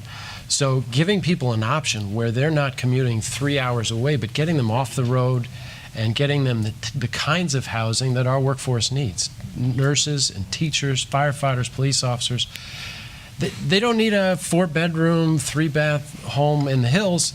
They want to live close to the rail corridor. Give them an option to take the train to work. That's where the jobs are being created. That's where the homes are being created.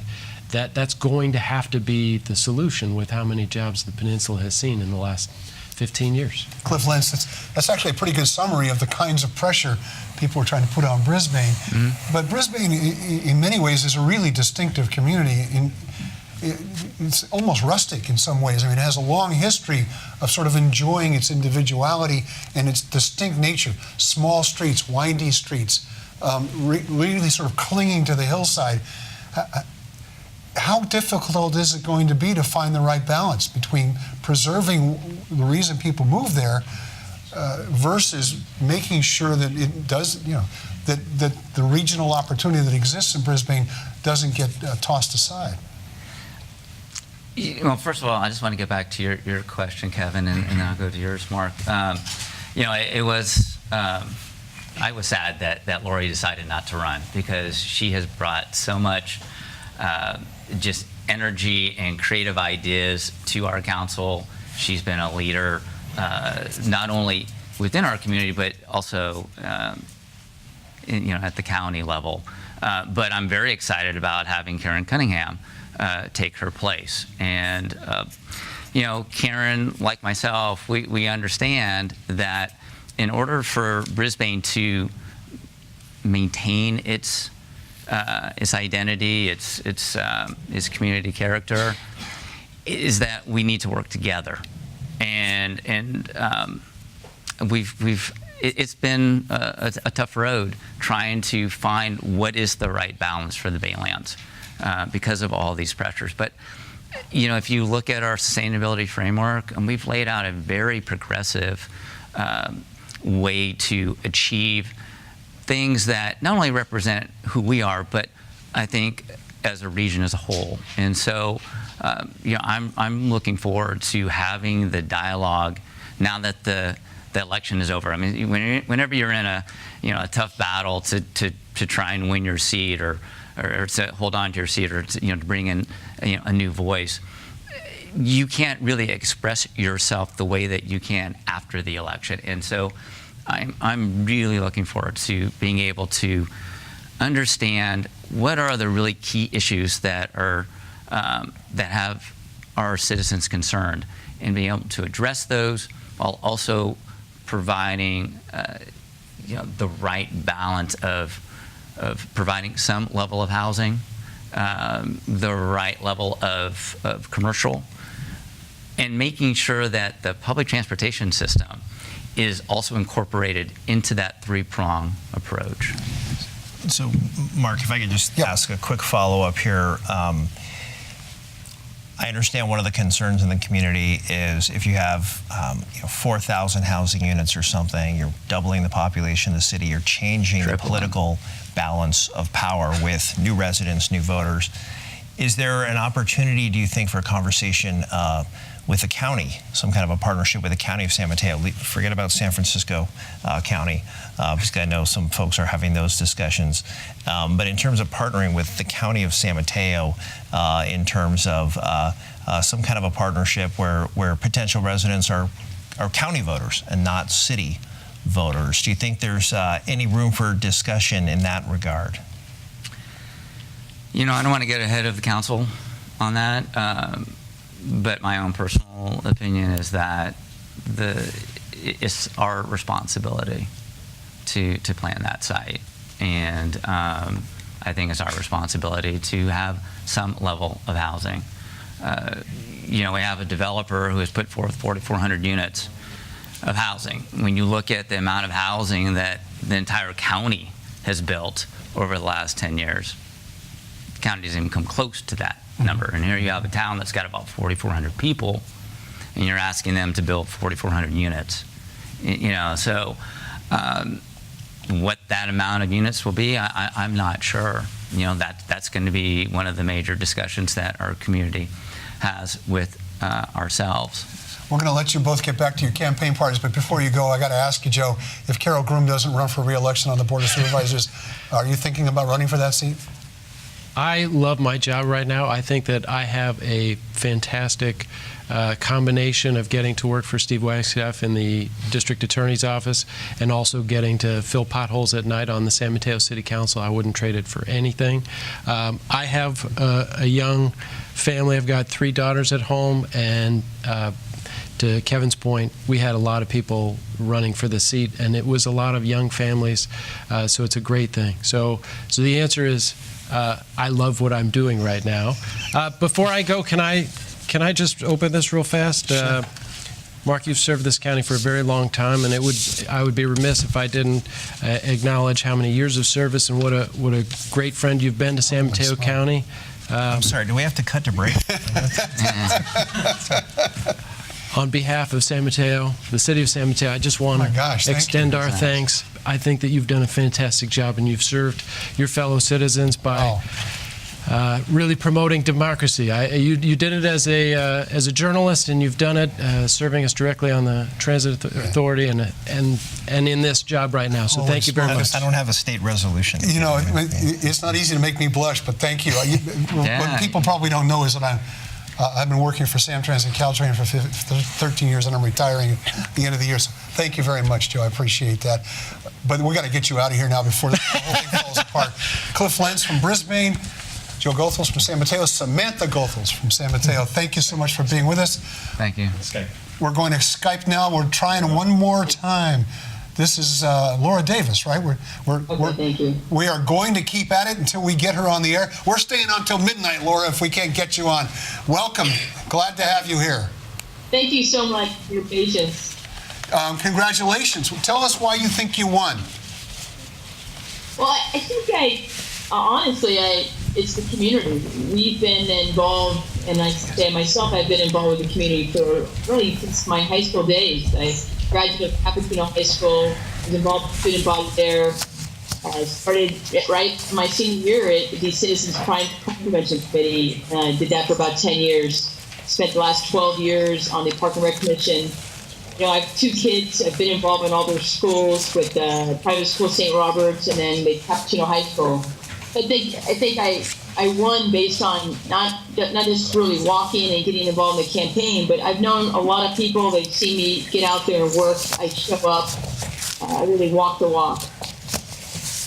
Tell me what you've been hearing. You were out walking. What was on the minds of people in San Bruno?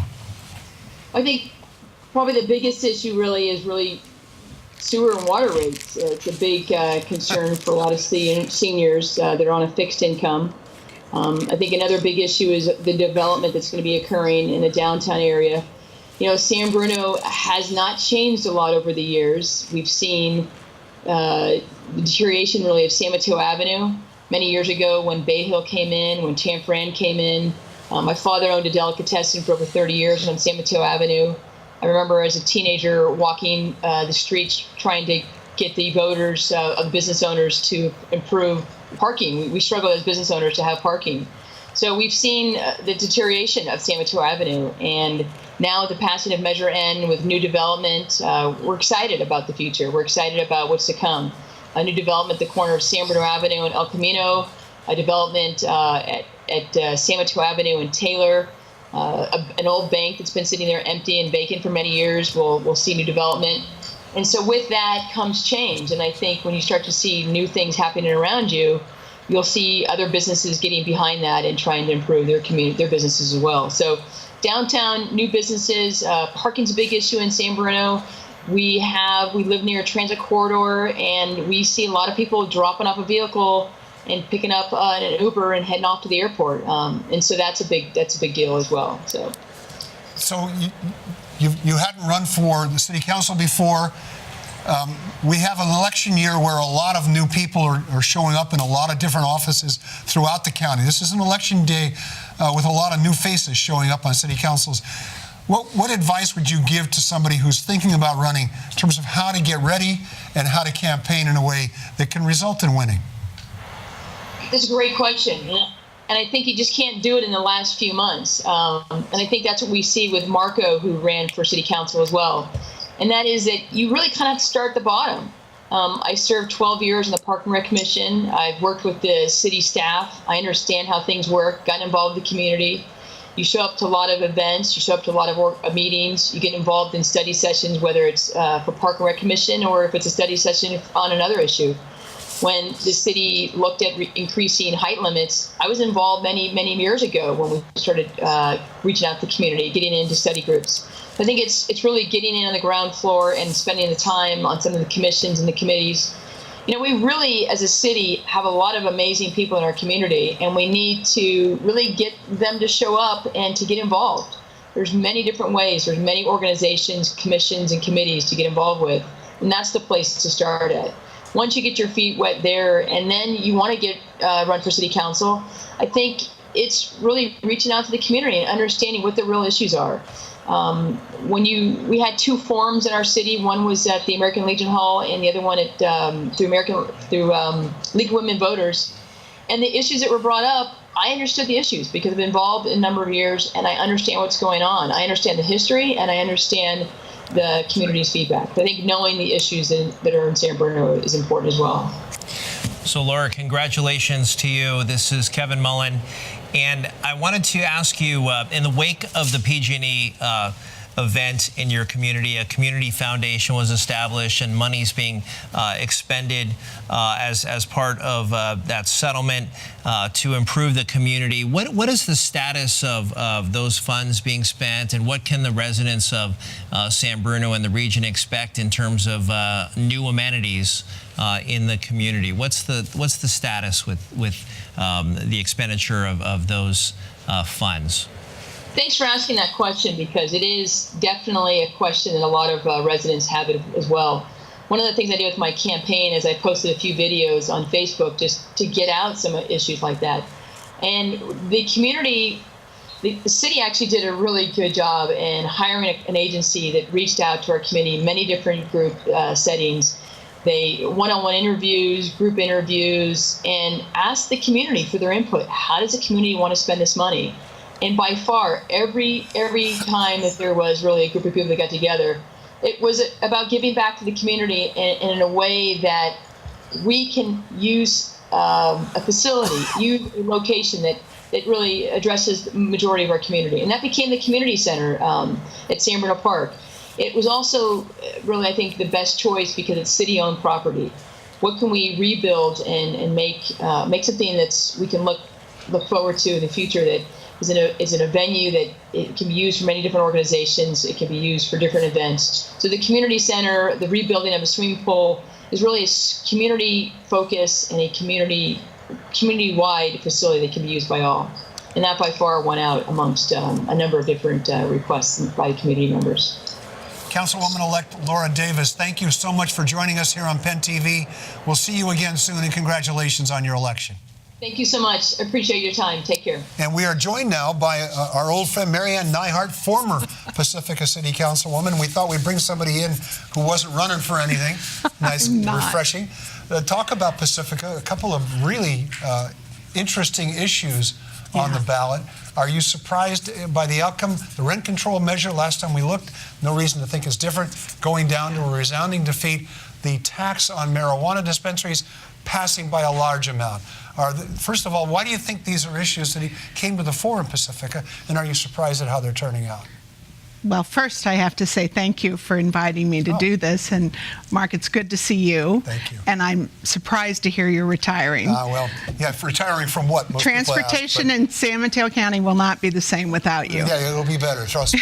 It's nice to see you, Kevin, and it's nice to be back in this room. Yeah.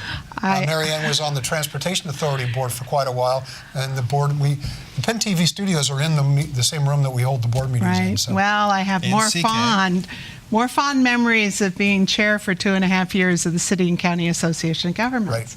So, Pacifica. Yeah. We did have some interesting discussions. In fact, the election was true to what Pacifica really does. It was quite contentious. Lots of media locally, lots of social media, lots of letters to the editor, lots of signs, lots of, arguing on both sides. But I think that the election, at least in terms of the rent control ordinance, is probably as it was headed that way. Mm-hmm. It's always hard to tell. But I think there was a couple of things about it that didn't get addressed for people. From what I'm hearing from folks, that this is a problem. You heard it from Joe Goethals. We have a problem with a set amount of infrastructure and no housing. And we have an incredible booming economy. What a misfortune in San Mateo County. We're hauling people in from far distances instead of allowing them to live here. And in Pacifica, we haven't built anything for a very long time. We have over 50% of the town is in open space. We even have some workforce housing that has been contentious for our teachers in our school districts. So it's not surprising that people said no to some kind of control when in fact we're not doing the other side of what might help. Mm-hmm. Now, Measure marijuana, yeah. I wasn't surprised about that at all. Yeah. Not when you think about two things in Pacifica. One is that it's a very, very progressive town. It's pretty far left. You're saying a lot of people smoke pot in Pacifica? I'm not saying that. I would never say that, but it's a very progressive town. It's basically, whatever you're doing, it's not bothering us. And as long as you're not interfering with my life, do it over there. We're a pretty progressive town, but the other issue, and I think many people thought about this, is economics. It's legal in the state. We're going to have dispensaries. Let's get in on the tax. And I think that's where the vote really came from, because our economic plan is not great. Yeah. It's a revenue issue. Yeah. So, Mary Ann, I wanted to ask you about the Esplanade and the seawall. Oh. Big challenges in the era of climate change and adaptation and what's happening on the coast side. What is our game plan moving forward? I mean, clearly this is going to be a multi-jurisdictional, multiple levels of government involved to try to deal with this. What kinds of early steps have been taken to try to at least have some of these conversations about what Pacifica is going to do from a generational standpoint to deal with the incursion of the ocean? Well, you and I have talked about this several times, and we were on a path. We were probably on a really strong path, and in fact, I think the city made a decision in the 80s to put in a real seawall that is south of the pier to the golf course. It's about 25 feet of concrete in a V shape with a real footer, and it's not in any of the data that talks about sea level rise in that area. And that has been a bone of contention. The littoral cell data has been, really quite a bit argued over, whatever that phrase was. But it's been argued about because the modeling was not sufficient to include that. They show that whole area that seawall protects as being inundated, and that's a bone of fight for the community, even down to the library and whether or not that's going to be there. We have obviously reached out to the state. We've reached out to Congresswoman Spear's office when I was on council, but that has all sort of languished in the current council, and there's more of a movement to talk about other things. Right now, we're starting the local coastal plan over again. That needs to be updated, and how that goes forward is going to be very telling. I will say there's a coastal commission meeting tomorrow. There are people going to Bodega Bay just to speak on behalf of maintaining the berm, maintaining the seawall. But I think the city made its decision in the 80s, and the homeowners in that community actually expect the city to protect them. So I think the decision's been made. It's how we go forward, and it's going to take more than just Pacifica. One of the things we've been talking about tonight is that this is a county that seems to be on the cusp of a lot of changes, some of which have already taken place, and that there's a group of people who want to fight it because they don't want to lose what they thought was the essential character of this area. But we see change coming. Is that what you see? I mean, the rent control measure in some ways is an example of there's change coming to this community. We've got serious issues, and we don't know if this is the right way to resolve it, but we've got to do something. You see that happening in your city? I do. I think that that's probably the crux of what's going on both sides. Let's move forward because we want to have some stuff. We want to be able to have our streets paved and our fire and our police and all those things paid for, but by the same token, let's not change anything. You can't have it both ways. Yeah. You and I have talked about how we could potentially have one of those sites that allowed us to really have some density in housing and allow us to have maybe a hookup to BART so we could have transportation-oriented housing. We could do that. We could bring people together and do that, but we've never quite gotten the political will to go there. Yeah. So it's always been a challenge. Marianne Neihart, thanks for being with us. We're going to take a quick break. We're going to keep talking about you behind your back while Marianne's here. Actually, you're watching live election night coverage on Peninsula TV. Stay with us. We're in the home stretch here.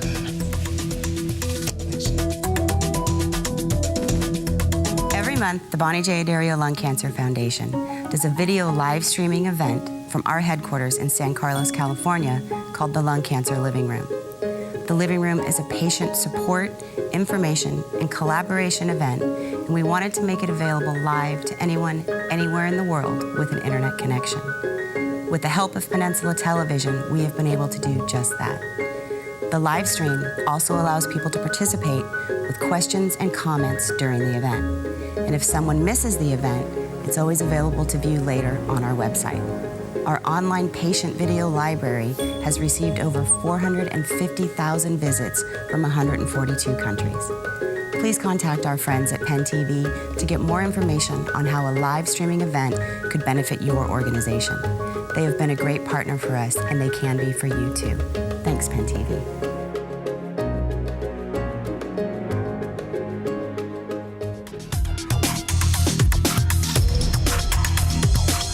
Welcome back to the game. Welcome back to live election night coverage on Peninsula TV. Thanks for being with us. We have Mark DiPaolo here. Now, Mark is unusual. Most of the candidates we try to line up, if they don't win, they don't show up. Well, I'm here to talk about my campaign. Well, absolutely. I know one of the central issues was one of the issues we're talking about, which is growth, the traffic that's coming with it, and you proposed a moratorium, which is, of course, not the same as a ban, but you wanted to basically, let's hit the pause button. Let's stop and assess where we are. Why do you think that did not resonate with voters? Well, I'll tell you quite honestly, when you have special interest groups, like 6 of them that contacted me, I refused all 6 interviews. I told them, I said, I'm not interested because that's what I feel what's wrong with politics is special interest groups. And I've said that before when I ran against Carol Groom.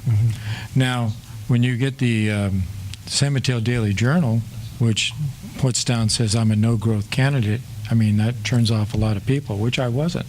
I said a moratorium until we could figure out how to resolve these issues that we have with traffic. Because we don't have traffic in San Mateo, and most of the peninsula, we have gridlock. And that was one of my first statements I made as a candidate.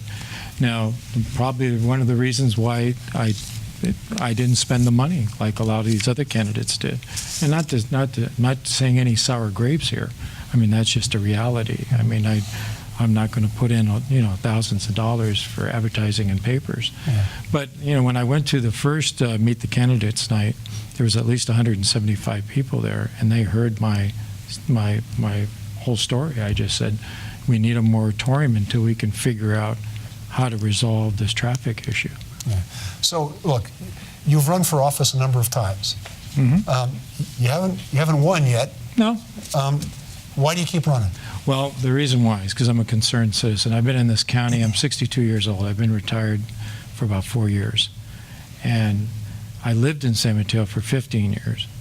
Now, the reason why I ran this time is because I was hoping another person that I won't mention his name because he did decide not to do it. I told him because he was very, I'd have to say, very involved in the neighborhood that I'm in. And he decided not to do it because of the type of business he's in, which is real estate. So another reason is just the fact that, you really have to probably start a lot earlier and have special interests behind you. And the biggest issue I've heard from everybody I spoke to at the farmers market up at CSM every Saturday since August, there were only 2 people out of maybe 800 people I spoke to said, oh yeah, we'd like to see a moratorium on building because it's not affordable housing, it's not low-income housing, it's all expensive housing.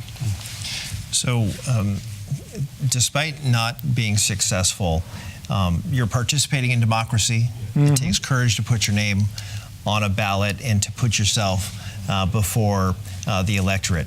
Do you enjoy the process of campaigning, interacting with voters? You are a direct participant in our democracy, and you have experience as a candidate now a number of times. What is it like to be a candidate, and what does it do for you? Well, when you share when you find out the majority of the people that you talk to agree with you, you feel like you're accomplishing something.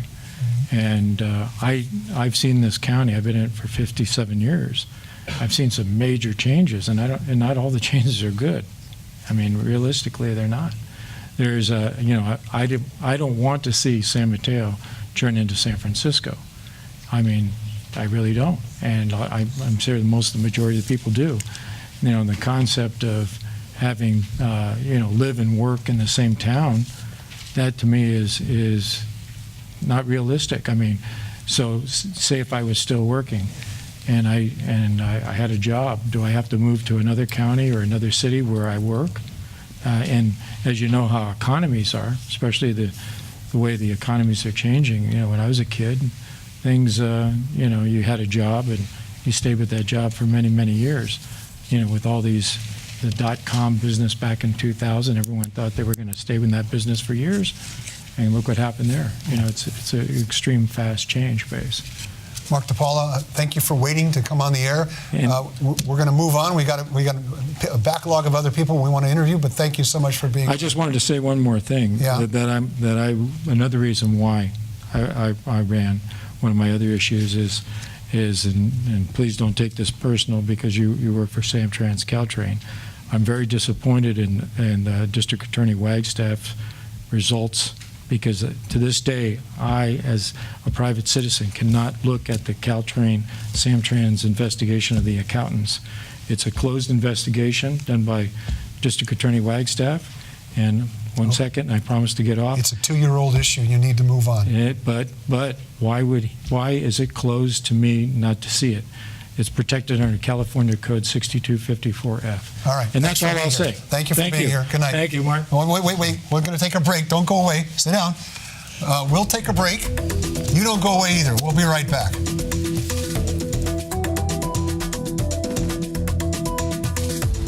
Every month, the Bonnie J. Dario Lung Cancer Foundation does a video live streaming event from our headquarters in San Carlos, California, called the Lung Cancer Living Room.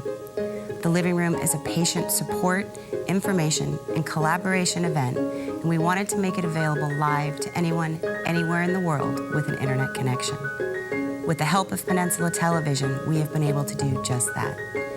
The live stream also allows people to participate with questions and comments during the event. And if someone misses the event, it's always available to view later on our website. Our online patient video library has received over 450,000 visits from 142 countries. Please contact our friends at Penn TV to get more information on how a live streaming event could benefit your organization. They have been a great partner for us, and they can be for you too. Thanks, Penn TV.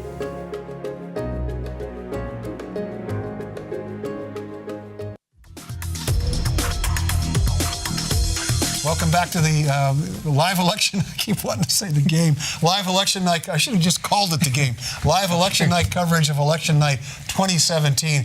We're joined by Thomas Morgan, who was one of the candidates for the San Mateo Foster City School District. Finished fifth in a field of 7. Three people get elected, so unfortunately you're not one of them. But a lot of people thought you ran a pretty credible campaign, and sometimes, you know, you have to lose one and then come back. Is this the beginning of something for you, or was this a one-shot deal that you need to get on to other business? Well, I look forward to staying actively involved. In 2015, I ran for the San Mateo City Council, and I've been following local politics very closely and very aware of all the new legislation and activities that are coming up and that are important, and they're going to affect our cities and communities and schools, and just look forward to staying involved. What do you think were the issues? You were out campaigning. What did you hear from people were the one or two top concerns they have about the school district? Well, I think people are very upset that the test scores continue to be a little disappointing, and they'd like to see those improved. It's very important. I was actually listening to a news story on Bloomberg yesterday, and they were comparing,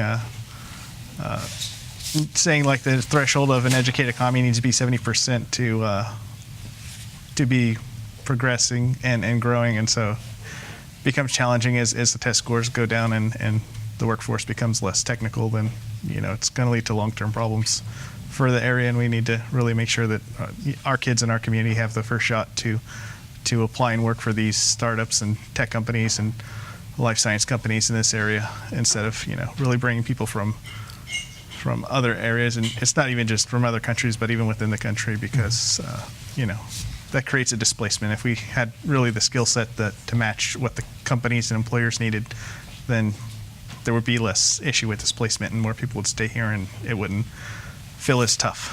So I think an emerging issue that I certainly hear about among the schools in the county is attracting teachers, but also having a scenario where teachers can afford to live in the county in which they work. Did you hear about concerns regarding workforce housing, teacher housing, and recruiting personnel to the school district in this very high-cost area of ours? Is that an issue that is resonating at all with the average citizen, the average voter? I think that they were more concerned about getting the fair wage. They're probably connected, but I was hearing more or less the fair wage, and I'm sure that those tie into being able to afford to live here and having affordable housing. So definitely in San Mateo, I know we have a few projects going on that hopefully we can provide some workforce housing. We have the Kinko's lot, and then the 1 acre project at Bay Meadows. So hopefully that can be used to help teachers and other city workers and civil servants in the area to be closer to work and not have to drive so far. Thomas Morgan, thank you for coming. Thank you for waiting to come on, and we appreciate it. I'm sure we'll see you again down the road. Thanks very much. We're going to take another break. Come right back. We'll be right back. Stick around. It's getting late, you can tell. We've got some more results. We've got one more interview and a wrap up with our friends Melissa Michelson and Brian Godby. So stick around. Thank you so much.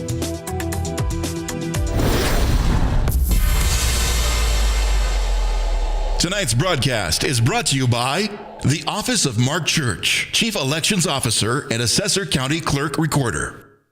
Peninsula Television offers a wide range of multimedia services at highly competitive prices, including full in-studio productions, HD video production and editing, live streaming to the internet, and professional voiceover services. Find out what Penn TV can do for you or your organization. Visit us at www.penntv.tv or call 650-637-1936. Penn TV is a registered 501c3 nonprofit organization. Peninsula TV would like to thank San Mateo County, Belmont, Brisbane, Burlingame, Foster City, Hillsborough, Redwood City, San Carlos, South San Francisco, and San Mateo.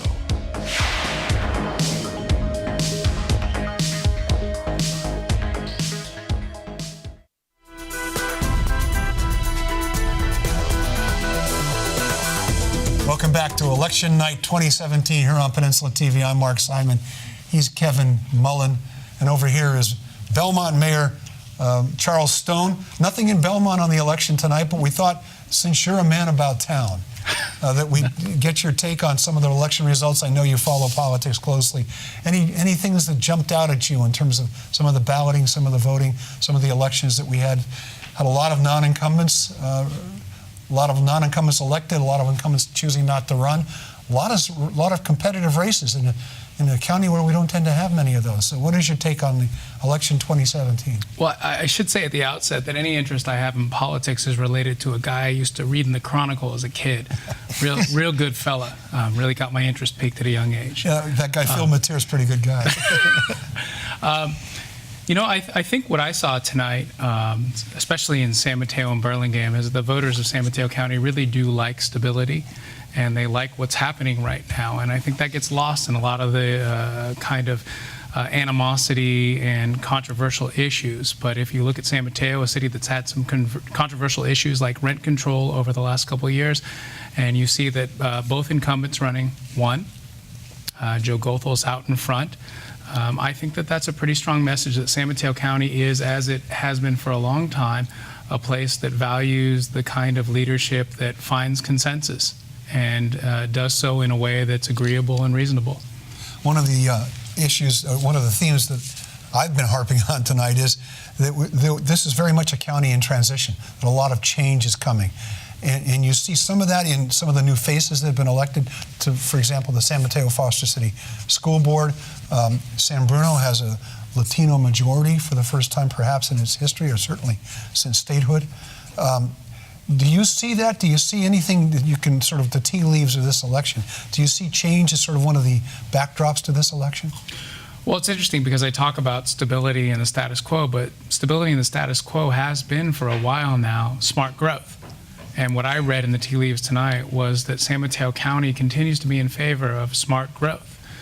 You have folks like Rico Medina being elected mayor, Michael Salazar coming back, Joe Gothels, who I mentioned earlier, Eric Rodriguez, and Rick Bonilla, all advocates of smart growth, the type of growth we want to see along the transit corridor where it belongs, not developing our open space, not developing our single-family residential neighborhoods, but recognizing that we have more jobs in housing here, and we continue to develop more jobs in housing here, and we're going to have to build some housing. We're going to have to go up along the transit corridor. And so, yes, in some ways, it's a time of change, and I think that's been going on for a while. You think about it, the Bay Meadows development in San Mateo is what, from fruition, 2 decades old now? Mm-hmm. This has been going on for a while. And while a lot of folks have some legitimate concerns about this type of growth, I think what we saw tonight is a resounding vote in favor of continuing down the path of building homes and increasing the supply so that we can have some sort of chance of giving folks who work here a chance to live here. So, Charles, you put a post up on Facebook, one of many, but you were talking about just how Belmont has evolved since you were elected to the council. Can you just talk about the changing dynamic in the community, and maybe even in terms of how the leadership is working together? I mean, you've got 5 members on a council. You really is only as good as the relationships among those 5 to see progress in a community. How is the dynamic different now than it was when you first contemplated running for the council? You know, I have a lot of respect for the folks who used to be on the council. They did what they believed was best for Belmont, but I have a different vision than they did. And there was a lot of tension on the council because you had folks who disagreed with them. And more often than not, you had 3-2 votes and some animosity. We really worked hard to instill a culture of collegiality. I grew up in San Mateo. I was lucky enough to be friends with John Lee through his stepson, and I watched him lead that town. And he used to say that it's okay to disagree without being disagreeable. And I really kept that in my mind when I was running it and when I got on the city council. And we do often disagree. We've had some 3-2s, some 4-1s. And when we do have a 5-0, it's rarely an off the bat 5-0. It's the result of talking to one another, listening, hearing, getting the other council member to understand your perspective. And that helps us get home. So that's changed quite a bit. In addition, folks who drive along the El Camino will see that we're actually building some multi-story, mixed-use developments for the first time in decades. And that's something that Belmont just didn't do. For a very long time, the idea was if you don't build it, they won't come. And yet, we certainly saw traffic. We saw increasing home values. We saw all the symptoms of a vibrant economy and didn't enjoy any of the benefits. Now we're actually building some housing that folks can occupy, and part of that is bringing community benefits to Belmont. We opened a park this year that was directly the result of development fees levied on a developer of homes before that. We have one-time money this year to spend on things like parks and roads and safety because of economic development. So, more than anything else, I think what we've done is remove the closed for business sign from Belmont. And I'm really proud of that. I didn't do that. We did that. And we did it as a council, and we did it as a council who is incredibly blessed with a staff that's led by an amazing city manager, Greg Scholes, and we are only as good as our staff is.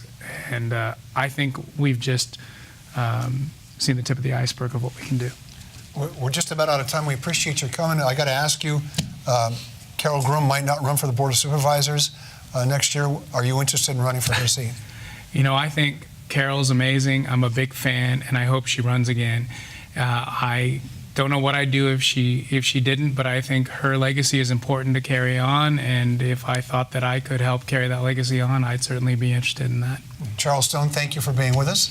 We'll see you around the bend, I'm sure. Thank you. We're going to take a quick break. We're going to come back for our final round of results and last wrap-up of analysis from Melissa Michelson and Brian Godby, so stay with us.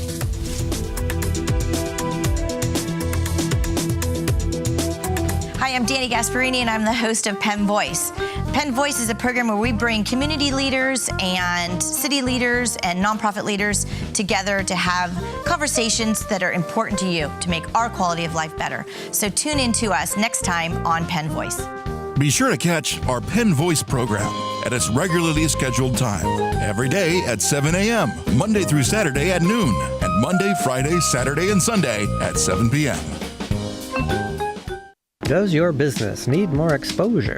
Would you like your company or nonprofit to have a television or online advertisement? We can do that right here at Peninsula Television. We can film full-blown high-definition professional PSAs in our studio, out on location, create infographic slides, voiceovers, and much more. Contact us at 650-637-1936 or pentv26@gmail.com or visit our website at pentv.tv to learn more.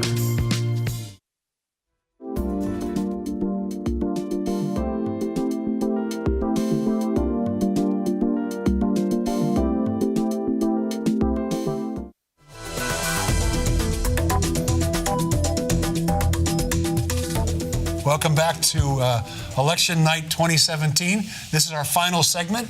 The latest results will continue to run across the bottom part of our screen, but we're going to do one last roundup of what it all means and what it all meant.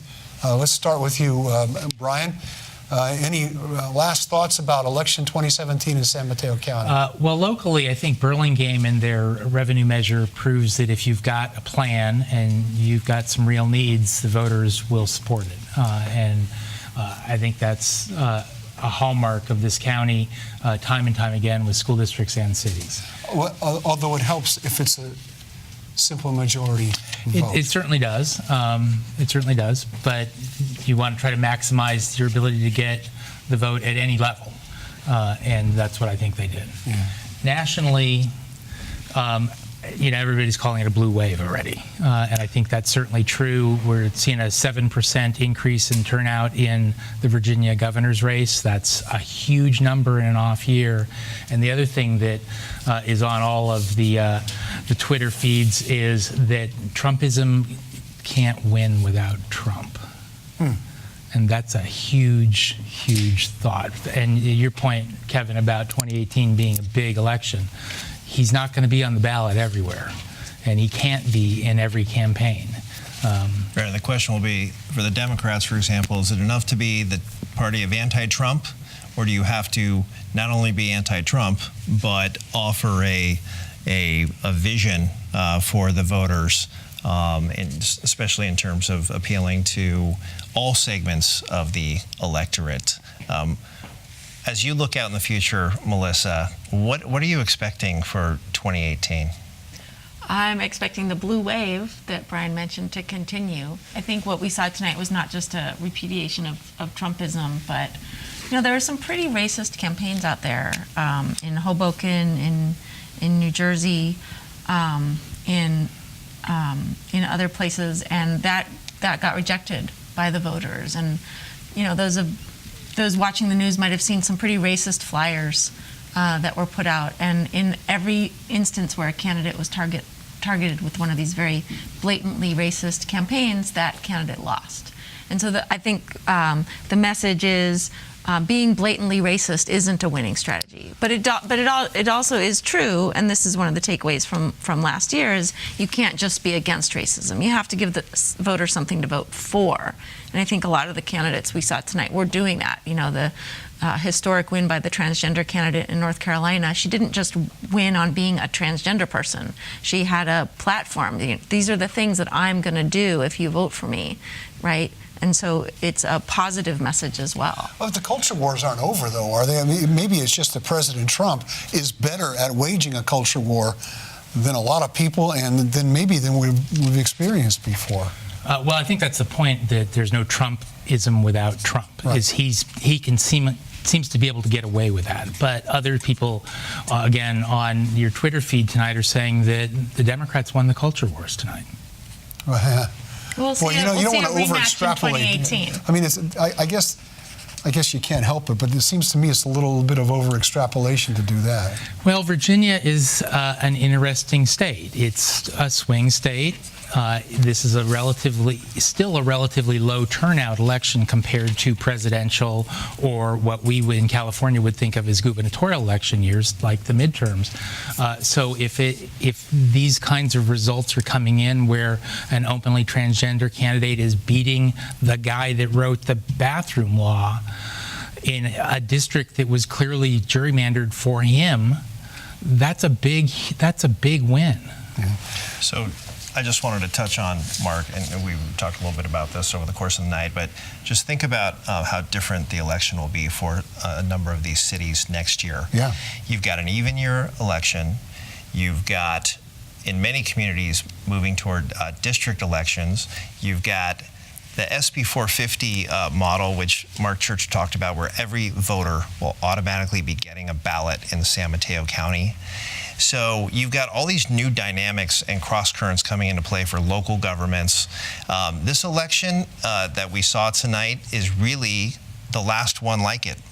This will be a thing of the past. We are moving to a totally new model that will, I think, undoubtedly be changing the kinds of folks that get elected and the kinds of folks that choose to run in the first place, and who is actually participating in these local elections. So it's going to make the job for the candidates tougher in some respects, but I think it's going to be overall a healthy thing for democracy, and we're going to have a different set of folks involved in this county in these even year cycles. Now, for an off year, and we don't know what the turnout was, let's assume for the sake of this discussion. 20%. So it's actually a little lower than might be typical, but we saw a very active and busy campaign. It wasn't a below the radar campaign. And so what you see is a lot of people who are engaged in a way that maybe they weren't before. Maybe that's what we're getting. Maybe some people who opted to sit out in 2016 and thought to themselves, my God, what have I done? Or not done. And so It seems to me there's a lot of things going on that this county is in some ways demonstrating in terms of participation, in terms of interest.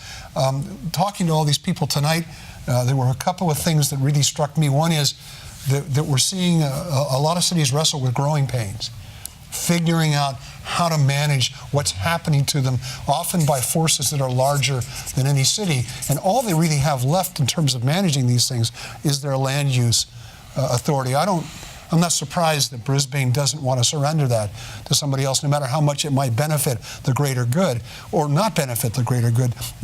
They'd be almost abrogating their responsibilities if they let somebody else decide for them what should happen in their city. And then because it's growing pains, I see a lot of change coming. I see the economy changing. I see the nature of our communities changing. And so some of this culture war stuff, I wonder, is just a sort of last-ditch fight against changes that are going to happen anyway.